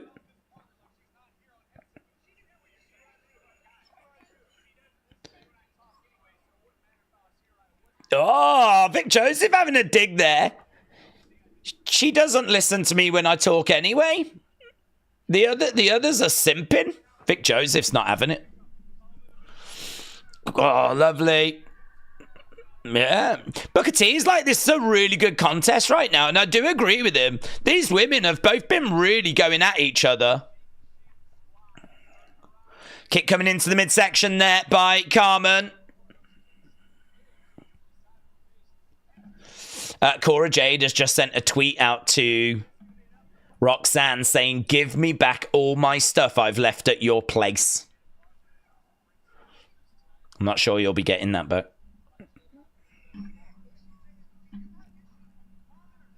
Oh!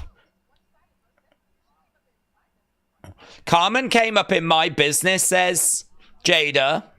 Upside down, lovely handstand. Head scissor takeover. One.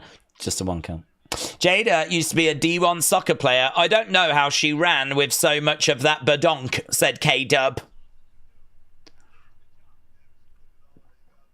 That donk-a-donk-donk-donk.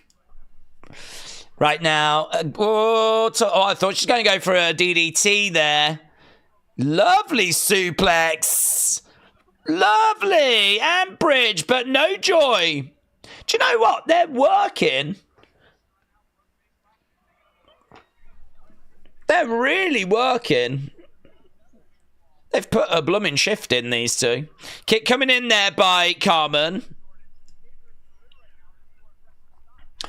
I feel like what they're not doing, though, is ebbing and flowing. Like, this is just go, go, go, go, go, go, go. Oh! Oh, my God! Lovely angle slam by Kelani.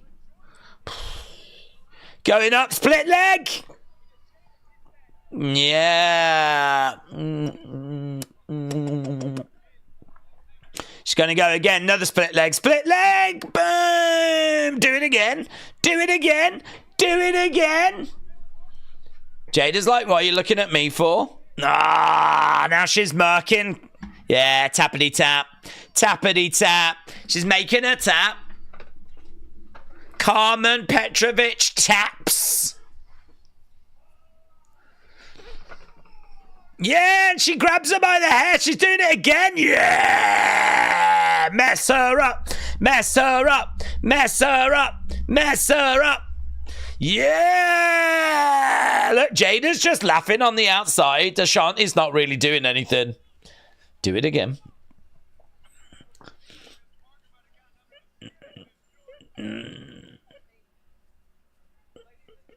Oh, no. Hate it when they do that. Hate it when they do that. The referee has reversed the decision. The match was over. The match was over. Ah, flipping disgrace. Kalani wins that. Next time it'll be you. We're in the car park. We're in the car park. Not bad things happen in the car park. Oh, God. Oh, God. Is that Lola? Is that Lola in the background? Oh, God. Lola approaching Stephanie. Oh, she walks past her.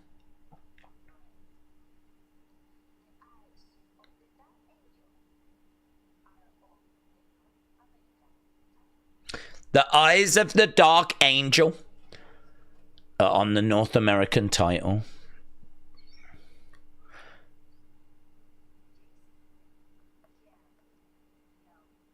Jacy can't help you.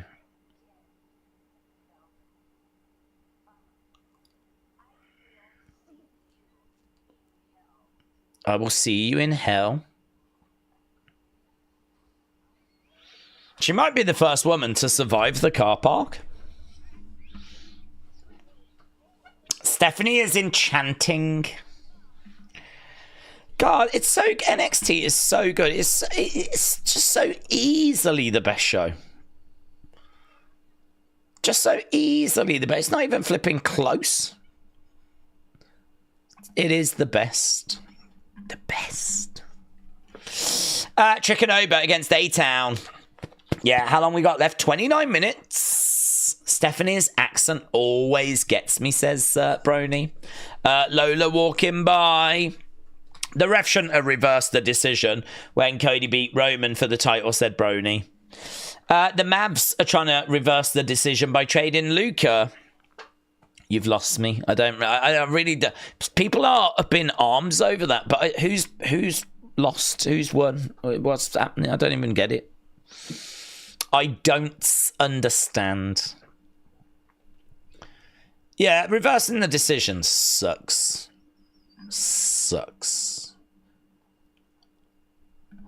Do you guys remember Lacey Evans' entrance at Extreme Rules 2019, says Kader? Was it like all the other ones where she just comes walking down? With her little blue skirt and her blue hat and her white and blue top. Stephanie's accent is perfect, said Dominic. This show is okay. At least we don't have glitches, said Opulus Travels. NXT NA is the best thing going, said PJ. This show is okay. We don't have glitches. How has the parking lot turned into a safe zone? I don't know, but I don't like it. I'm not here for that. Famously, it's where people get murked. So I don't like all this come by our holding hands stuff. What's this about? Someone should have got murked. The only rubbish on the episode was the weirdo with the spray-on beards and that Tony Soprano family, says Brian.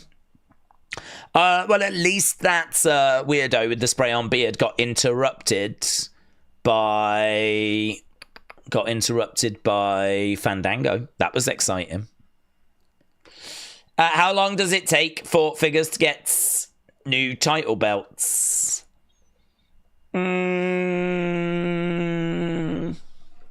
Well, if you're going to do a new figure,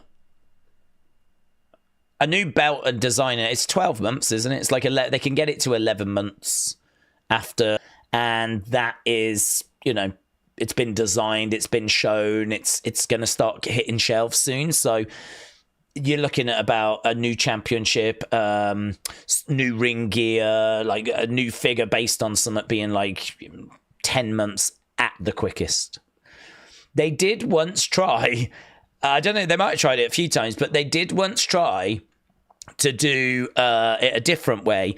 They actually, 12 months in advance, agreed with 3 different superstars, what they would wear at Survivor Series the next year. AJ Styles was one. I can't remember the others. There was 3 in this Survivor Series.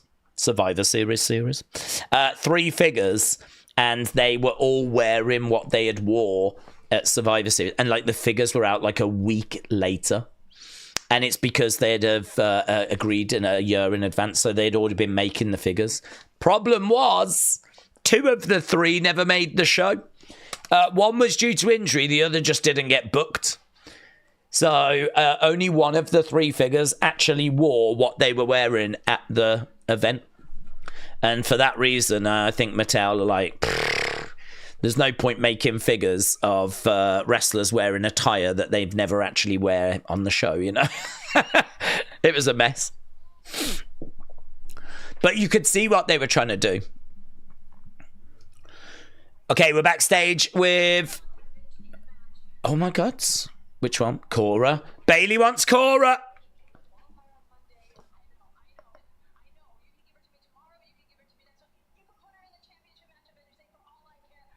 Put her in the championship match next week. Bayley Cora next week. Yes. Okay, tag match.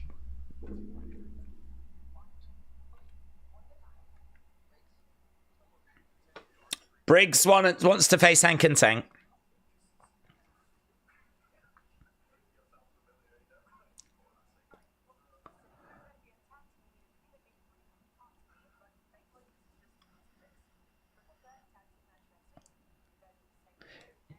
Triple threat tag match.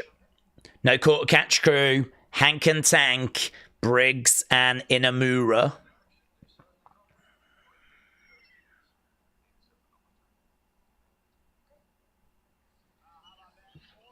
Well, lots going on, guys. Honestly, lots going on. Next week, not Vengeance Day. Next week, steel cage match. Tony against Ridge next week. Wow, I really thought that was going to be Vengeance Day. Here we go. Next week, Fandango is going to be taking on Lexis King. Fandango next week. I don't care what his other name is. It's Fandango. Bailey next week as well. We just found there's A-Town down. Let's go.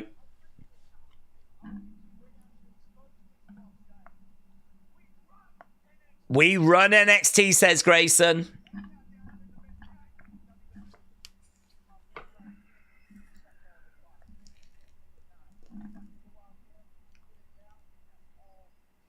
We're going to put it down, and that is all day.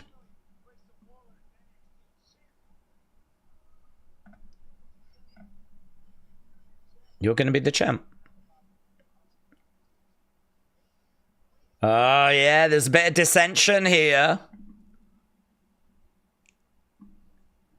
They were just talking, but their music hits. They were starting to get a little heated about who's going to win that title. Okay, Oba and Trick taking on A-Town down. A-Town down. And main event time. Here we go, kids. The split is coming. Alexa was one in that Superstar Survivor Series line. Oh, was it Alexa? I don't remember Alexa. I remember AJ Styles. I remember AJ Styles. I could believe Alexa, yeah. There was another. Was it Kevin Owens? There was 3 in that line. But yeah, they goofed. Well, they didn't. I mean, it was a good idea. It was just that I think one was injured. The other didn't get used. A-Town down. A-Town down. Futures right now. A-Town down.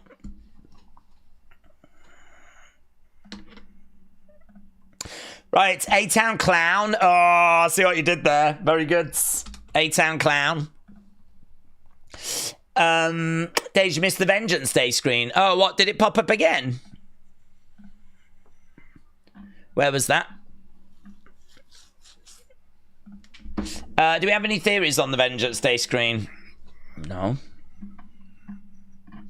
Did it pop up again? Did I miss it? Where was it? A-Town moron, said Suzanne. Suzanne, I expect better of you than that. The trade was like if Cody got traded to TNA for Moose, says Wrestle with Andy. The Vengeance Day thing was on the screen behind A-Town down. So it's popping up a few times then? It's interesting. A-Town down. Who else thinks Zayn is not world champion? Zayn is not world champion and can't wrestle. He reminds me of The Undertaker, said Opala's Travels. I thought you'd given up your heelish ways. Eh? When Grayson and Austin will walk into the ring, I'll keep an eye. Pop it in the folder. Main event coming up. I think this has been a pretty fun show. Once again, I'm finding myself enjoying this more than Raw and probably more than SmackDown, but, you know. Let's not give up on SmackDown before it's actually happened, but the track record of 2025 ain't great for SmackDown. But pretty fun show. Loads of talking points. In-ring's been, you know, pretty fun. Have we not done a poll for Kelani and... What's the Bob? Oh, my guts. Did we not do one? Well, let's fix that. All time. Great. Good. Wonderful. Days, I might go to... here he is. Carmen Live 2. Yeah! I might go to Maria Arena Center in Indiana this Saturday to see... ARW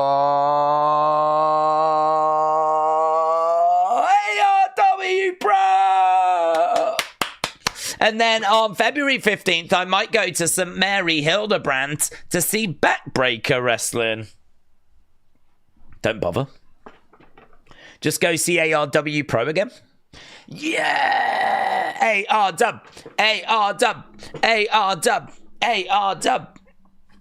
Love those guys. Yeah, Carmen, if you're a real fan, you'd only watch AR Dub Pro rather than going to see all the other ones. So you're a fake fan. Metal Mama, hello. A-Town was a band, wasn't it? Oh no, that was O-Town. For some reason, the name reminds me of a boy band and SpongeBob. Bit of SpongeBob, eh?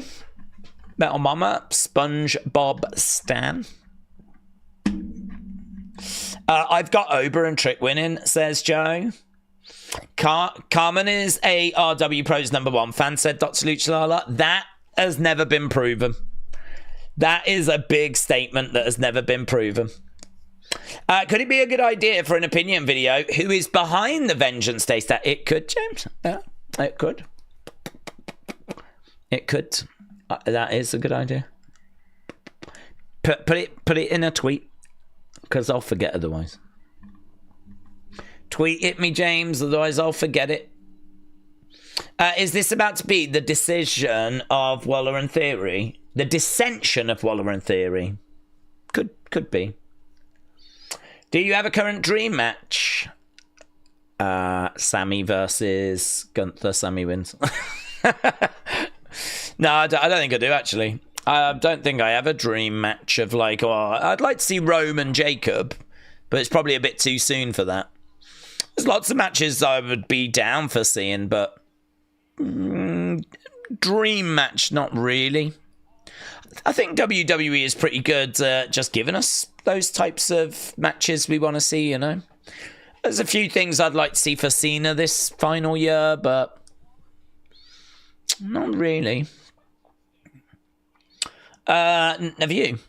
Nathan said, I got a theory. Do you remember when WWE made us tune into a go-home show of Backlash for QR codes? What if they start using QR codes?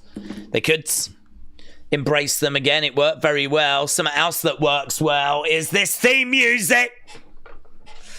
Whoop that chick. Whoop that chick.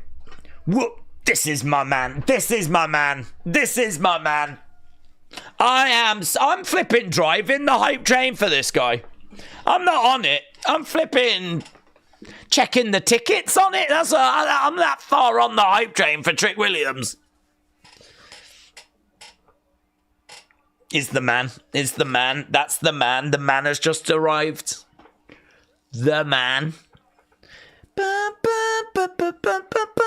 How is he not in the Rumble? Ah, look at this boomer. Look at Ober Boomer. Ober Boomer is interrupted. That trick. Who? Whoop that trick. Who? Whoop that trick. Who? Whoop that trick. Who? Whoop that trick. Who? Who? Whoop that trick. Who? I do like his little whoop. It shouldn't work, really. Could you imagine Brock Lesnar coming out, the beasts, and then strutting his way down? It shouldn't work, but it does work.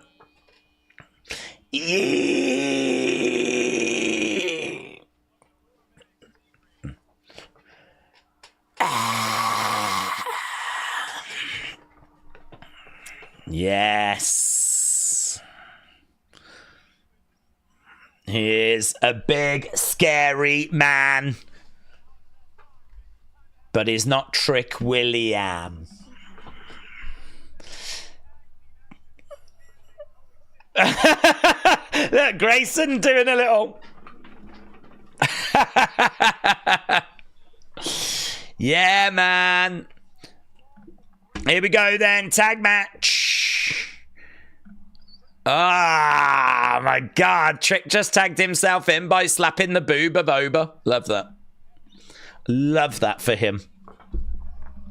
Right, we are underway. Austin Theory coming over. Starts unloading on Trick Willie. Starts unloading on Trick Willie. Don't forget, we will do an unseen after. We will do opinions video after.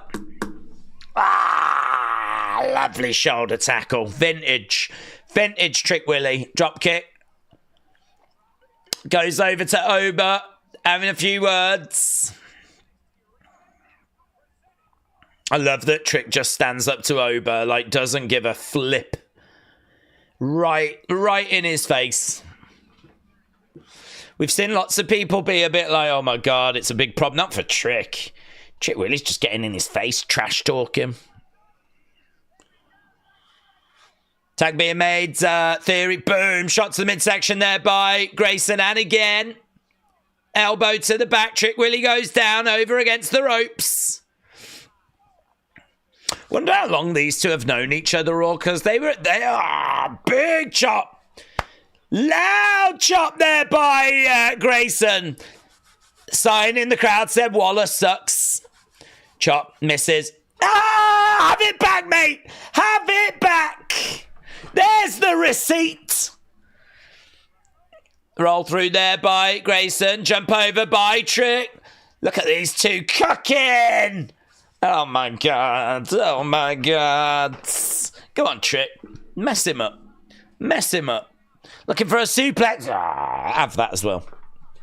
Have that as well. Every time Trick hits him on Grayson, he looks over at Oba and they just like start shouting at each other. Slap tag. Back slap tag there. In comes Oba. Picks up Theory. Boom. This is going to be a nightmare for these two being in a match with Oba.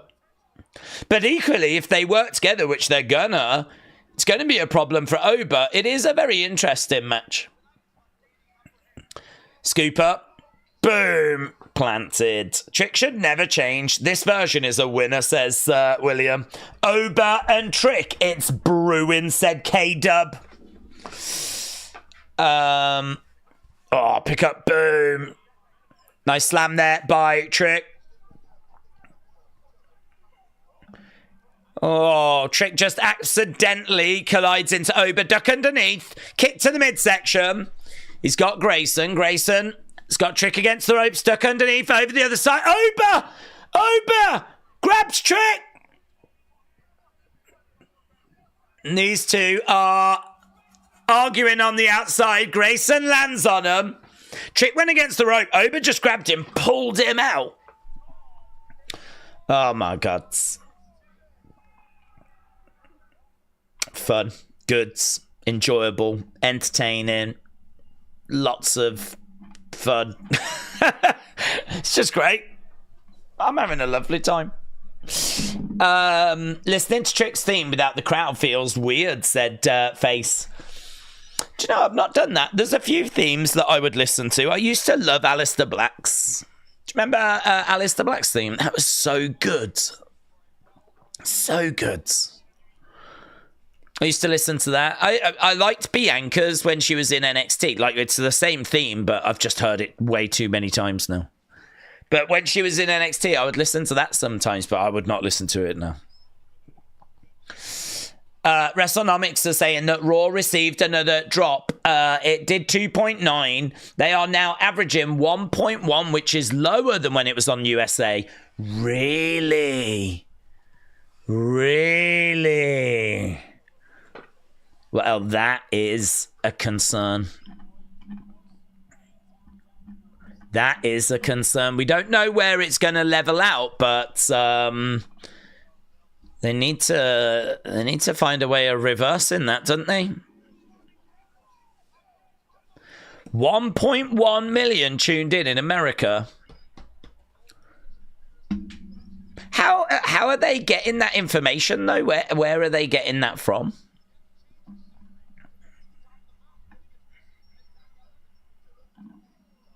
Where's that? WrestleNomics. I mean, if they're saying it, I would believe it. That would be a concern. Shoulder up there by Trick. Ba, ba, ba, ba, ba, ba, ba, ba, ba. So 2.9 global views for the 7 days. I mean, look, WWE are going to be aware of it, aren't they? They'll know. They'll be having meetings and will be aware. So week 1 did 5.9. Week 2 did 3.7. Week 3 did 3 million. Maybe it's leveling now.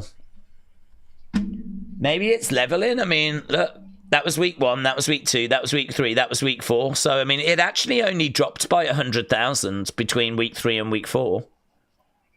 And it was never going to sustain at that level, was it? So perhaps we might see the leveling out here. 1.1 in America, though, is, you know, not brilliant.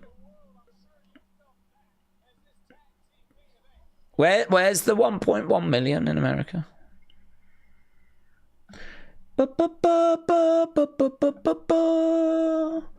Perhaps it's 1.1 if you use a certain mathematical equation. Like, they don't actually know it, but it's probably there or thereabouts because America equates to, you know, 40% of the worldwide number. So if we do that, we end up with this. Maybe it's something like that.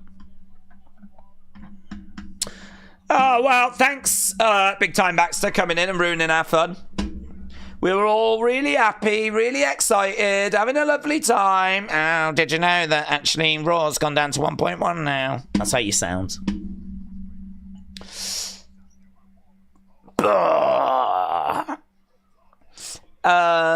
2 weeks ago, they did 3 against Monday Night Football.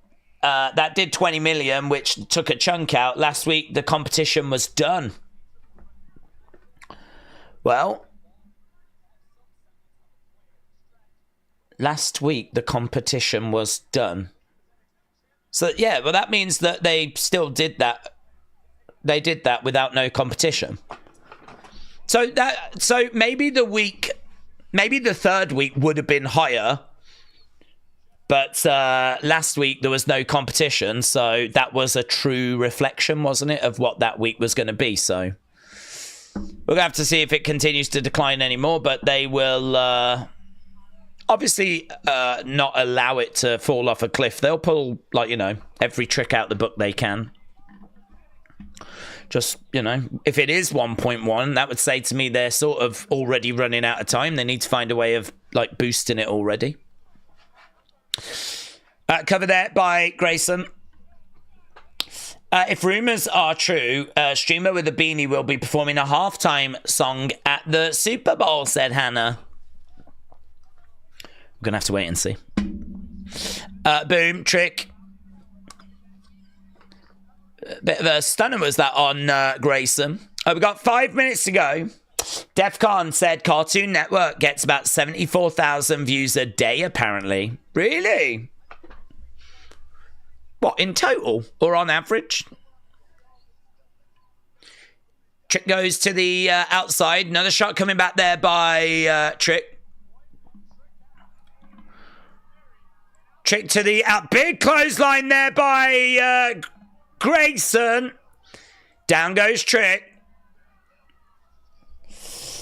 Let's theorize. If Raw did 1.5 last week, do 1.4 outside the US too low? I don't know. There's no way of knowing. I mean, I wouldn't want to even guess on that. The 2.9 worldwide doesn't bother me. I don't have a number to compare that to. I don't know what it was doing when it was on USA Network. Lovely shot there by Trick. So the 2.9 doesn't massively bother me because I have no number to compare that to.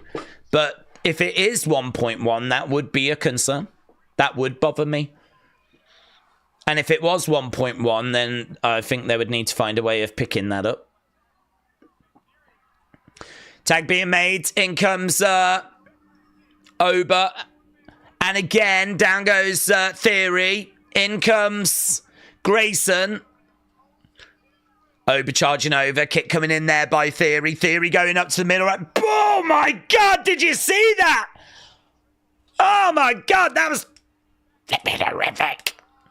Right now, he's got Grayson and he's got Theory on his shoulders. Boom!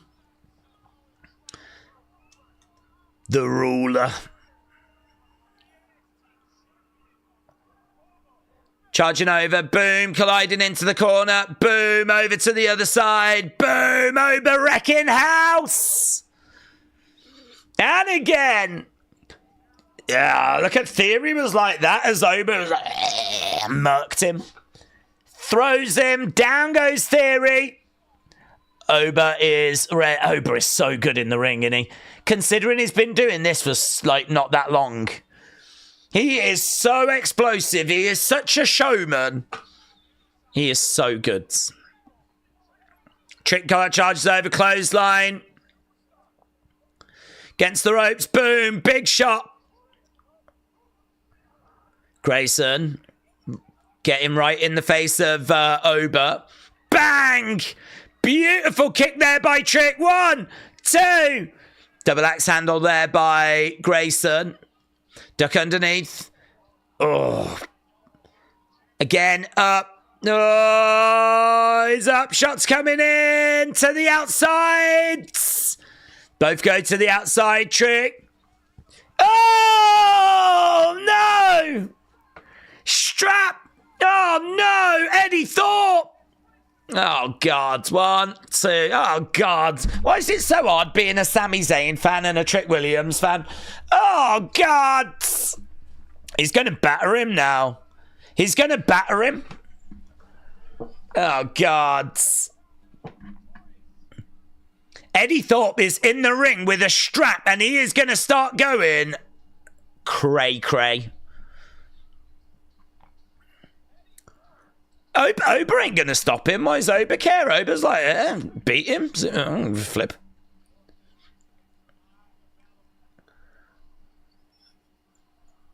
What are you going to do, Oba? Are you going to help? Nah, forget it. He can look after himself. Smile on the face of Eddie. Pop, pop, pop, pop. Someone help Trick. Someone help Trick. Oh, God. Someone help Trick. Where's Sami?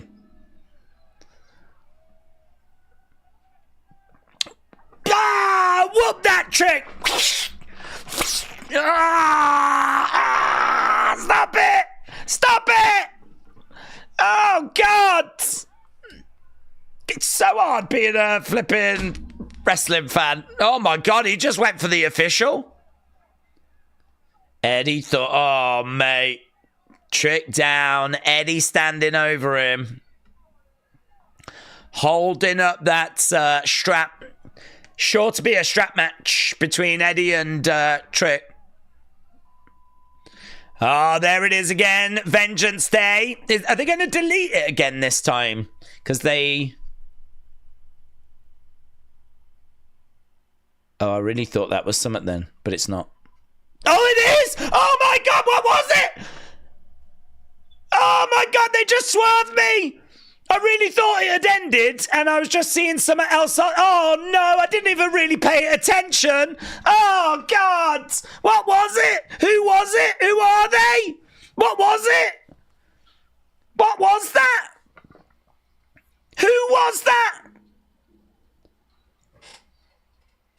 What was any theories? Any thought? Does anyone know? People are saying, was it the Wyatts? I'd have to go back and have a look. I don't know. I don't think it was. Oh, God. I thought it had moved on to a different show. Oh, stupid Netflix. It's a new faction. Oh, God. It was what? It was the Wyatts. No, it wasn't. It looked like Wyatts. Guys,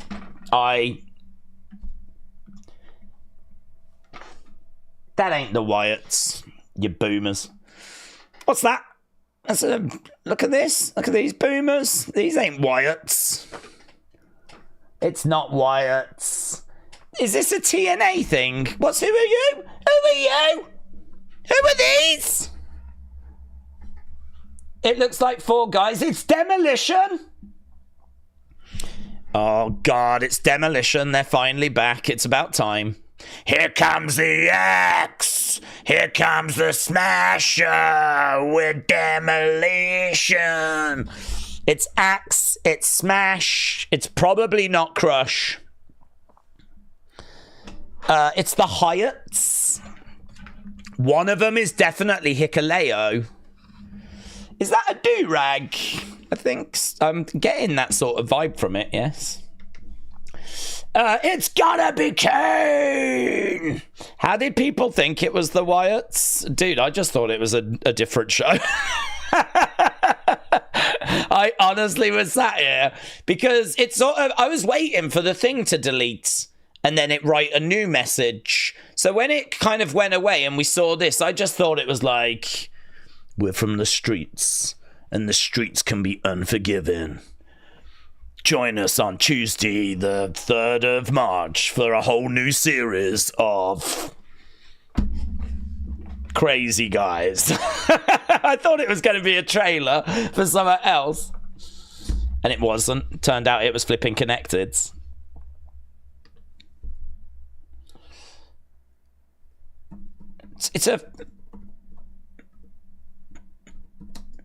It's a mystery sort of faction, innit? It's Retribution 2.0. It's a new bloodline, but with Zilla. It's Retribution. The second guy looks like Ricky Starks. He does look like Ricky Starks. He does look like, you're right. He does look like Ricky Starks. I don't think it can be Ricky Starks, though, can it? I don't think any of these are Hikuleo because he's really tall. So I don't think any of them are Hikuleo. I do agree, that does look very Ricky Starks-esque. But there's not like, it could be Ludwig, couldn't it? I mean, there's not much to work off. I don't think it is. I don't know if we've ever been introduced to these, but if we've not been introduced to them, why would you do such a random big reveal if you've never been introduced to them? Who are you? Who are you? What do you want? Hey, what do you want? It could be the system. I don't know what the system looks like. Wrestle with Andy said Scripps is on the left. That, Scripps. You just want it to be Scripps.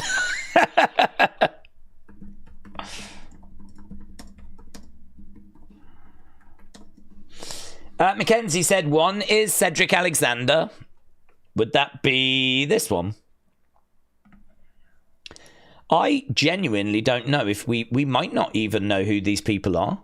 I mean, we're sat here trying to figure out who they are. We might not even know them. We might see them. I mean, that looks a little Dijak-ish. Just a little Dijak-ish. But I'm not saying it is Dijak. I don't know. I don't know. What about, where's Ortiz? I don't think it is. I don't know. I'm very interested, though. Do you remember when, like, Undisputed Era came in and it completely changed the game? Like, NXT completely changed. Like, what if this has that same sort of impact? That would be so cool. That would be so cool. If these guys come in and we get, like, the game changing. And, do you know, we've been saying for ages as well about how we need new blood.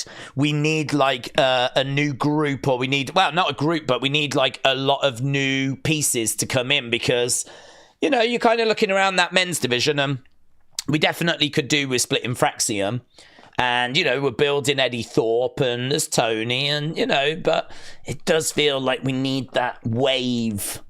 And, well, I mean, all of a sudden 4 brand new guys, mystery guys. This is going to get people talking. I hope the dirt sheets don't find this out. I'm sure they will. But I would rather not know who they are till we actually get that reveal, you know?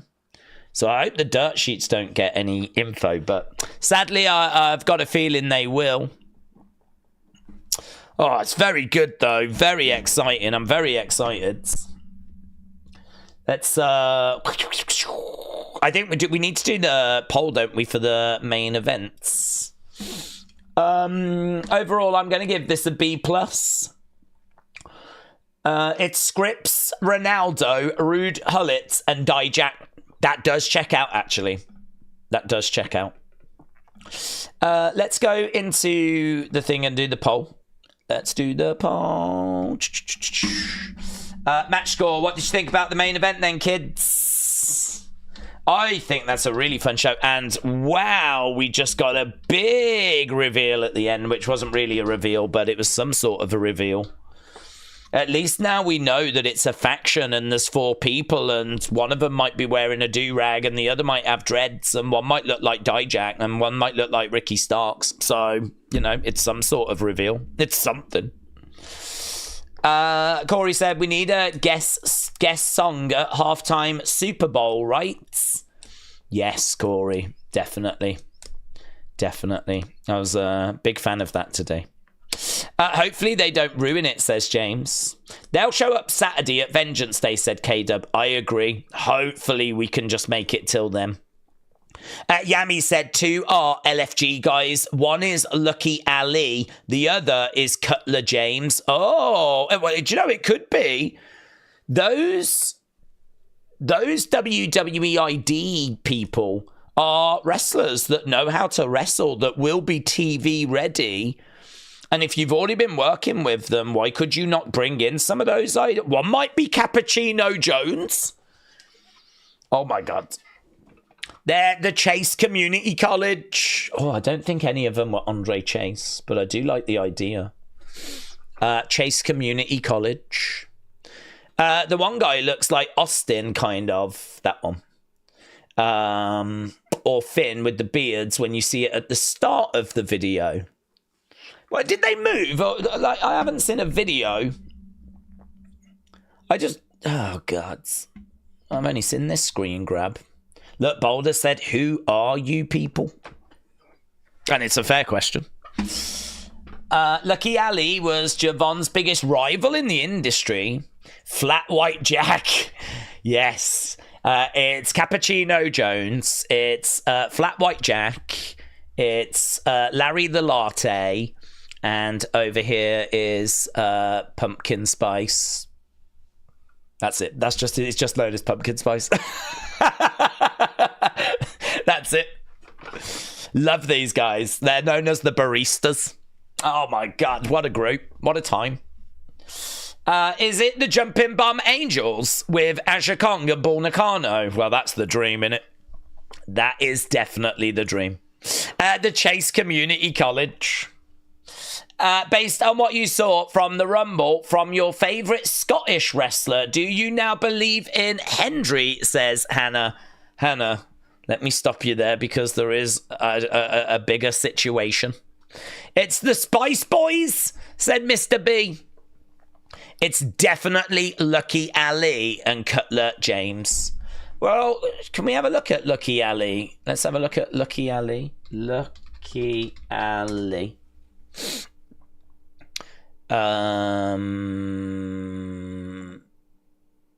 This guy's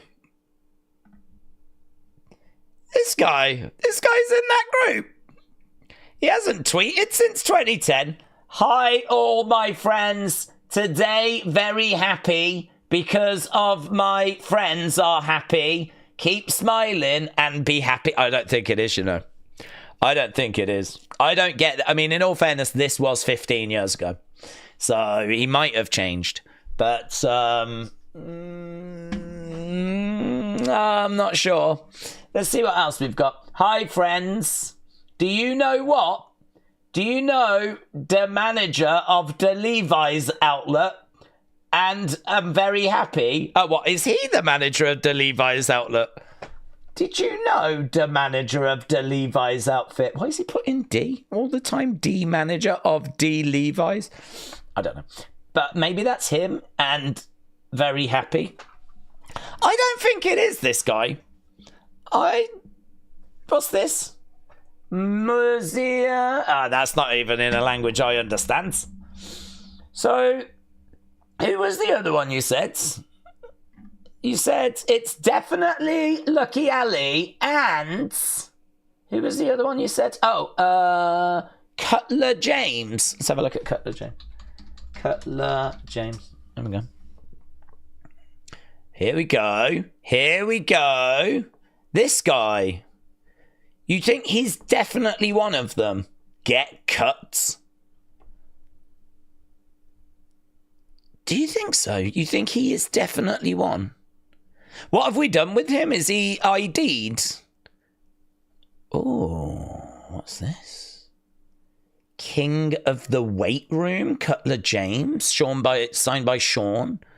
3rd annual presentation dinner, 2024. He is King of the Weight Room, Cutler James. That's a good one to have, isn't it? King of the Weight Room. Me make fire. Okay. I don't know. Maybe he is one. He's got a good look, isn't he? Maybe he is one. Who was the other one you said? Definitely Ali and Cutler James. Uriah Connors. Uriah Connors. Let's have a look here. This guy. Don't know. It's so hard. I'm not seeing the one that's got like the do-rag or the dreads. I've not seen. Maybe one of them was Lucky Ali. God, you know what though? If we do get a new faction with some of these guys, and it's like a load of people we've not seen before, that could be so exciting. Because we'll be learning about them as we are watching them cause chaos and carnage, and it'll be a bit like when the Shield arrived on the main roster. You know, plenty of people didn't know who they were, and they were just wrecking house, and we were learning about them. It was really good. Really, really good. Right, anyway, I'm going to run away and see what the streets are saying. So let's end this poll. It's been up for a few minutes. The system is Fandango, Moose, Brian Myers, Eddie Edwards, and Alicia Edwards. Do people think it's them? I don't think people are thinking it's them. One of them is definitely Lance Anawayi, said Opulus Travels. Yeah, I think we've come to the agreement it's definitely not the 6. So at least we've established that. So yeah, I'm with you. I'm actually with you with some of those names. I'm probably leaning there unless someone can tell me otherwise. I'm probably leaning towards it being Connors, Lucky Ali, some of those names we've not been introduced to. So very good, very fun. Right, definitely not the system, says James. Thank you. Duke Hudson, that'd be a really interesting swerve if he actually hadn't been released, but I fear he may have been. I'm probably not thinking he is one of them, but that would be a very interesting swerve. Well, there we go. I mean, thank you for joining us. Really appreciate it, and really fun. I so enjoy NXT and what they're putting out these days.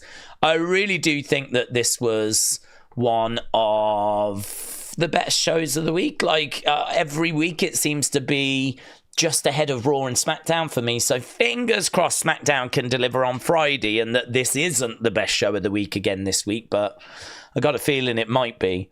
But that's good, that's fine, because obviously not this weekend, the weekend after we've got Vengeance Day, so, and they've stacked next week's NXT as well. Some brilliant matches next week, so very much looking forward to what NXT has got for us in the future, because it is cooking at the moment. So thanks for watching. Appreciate the support as always. I will see you again very soon. Back tomorrow with the WEP and the Championship member stream.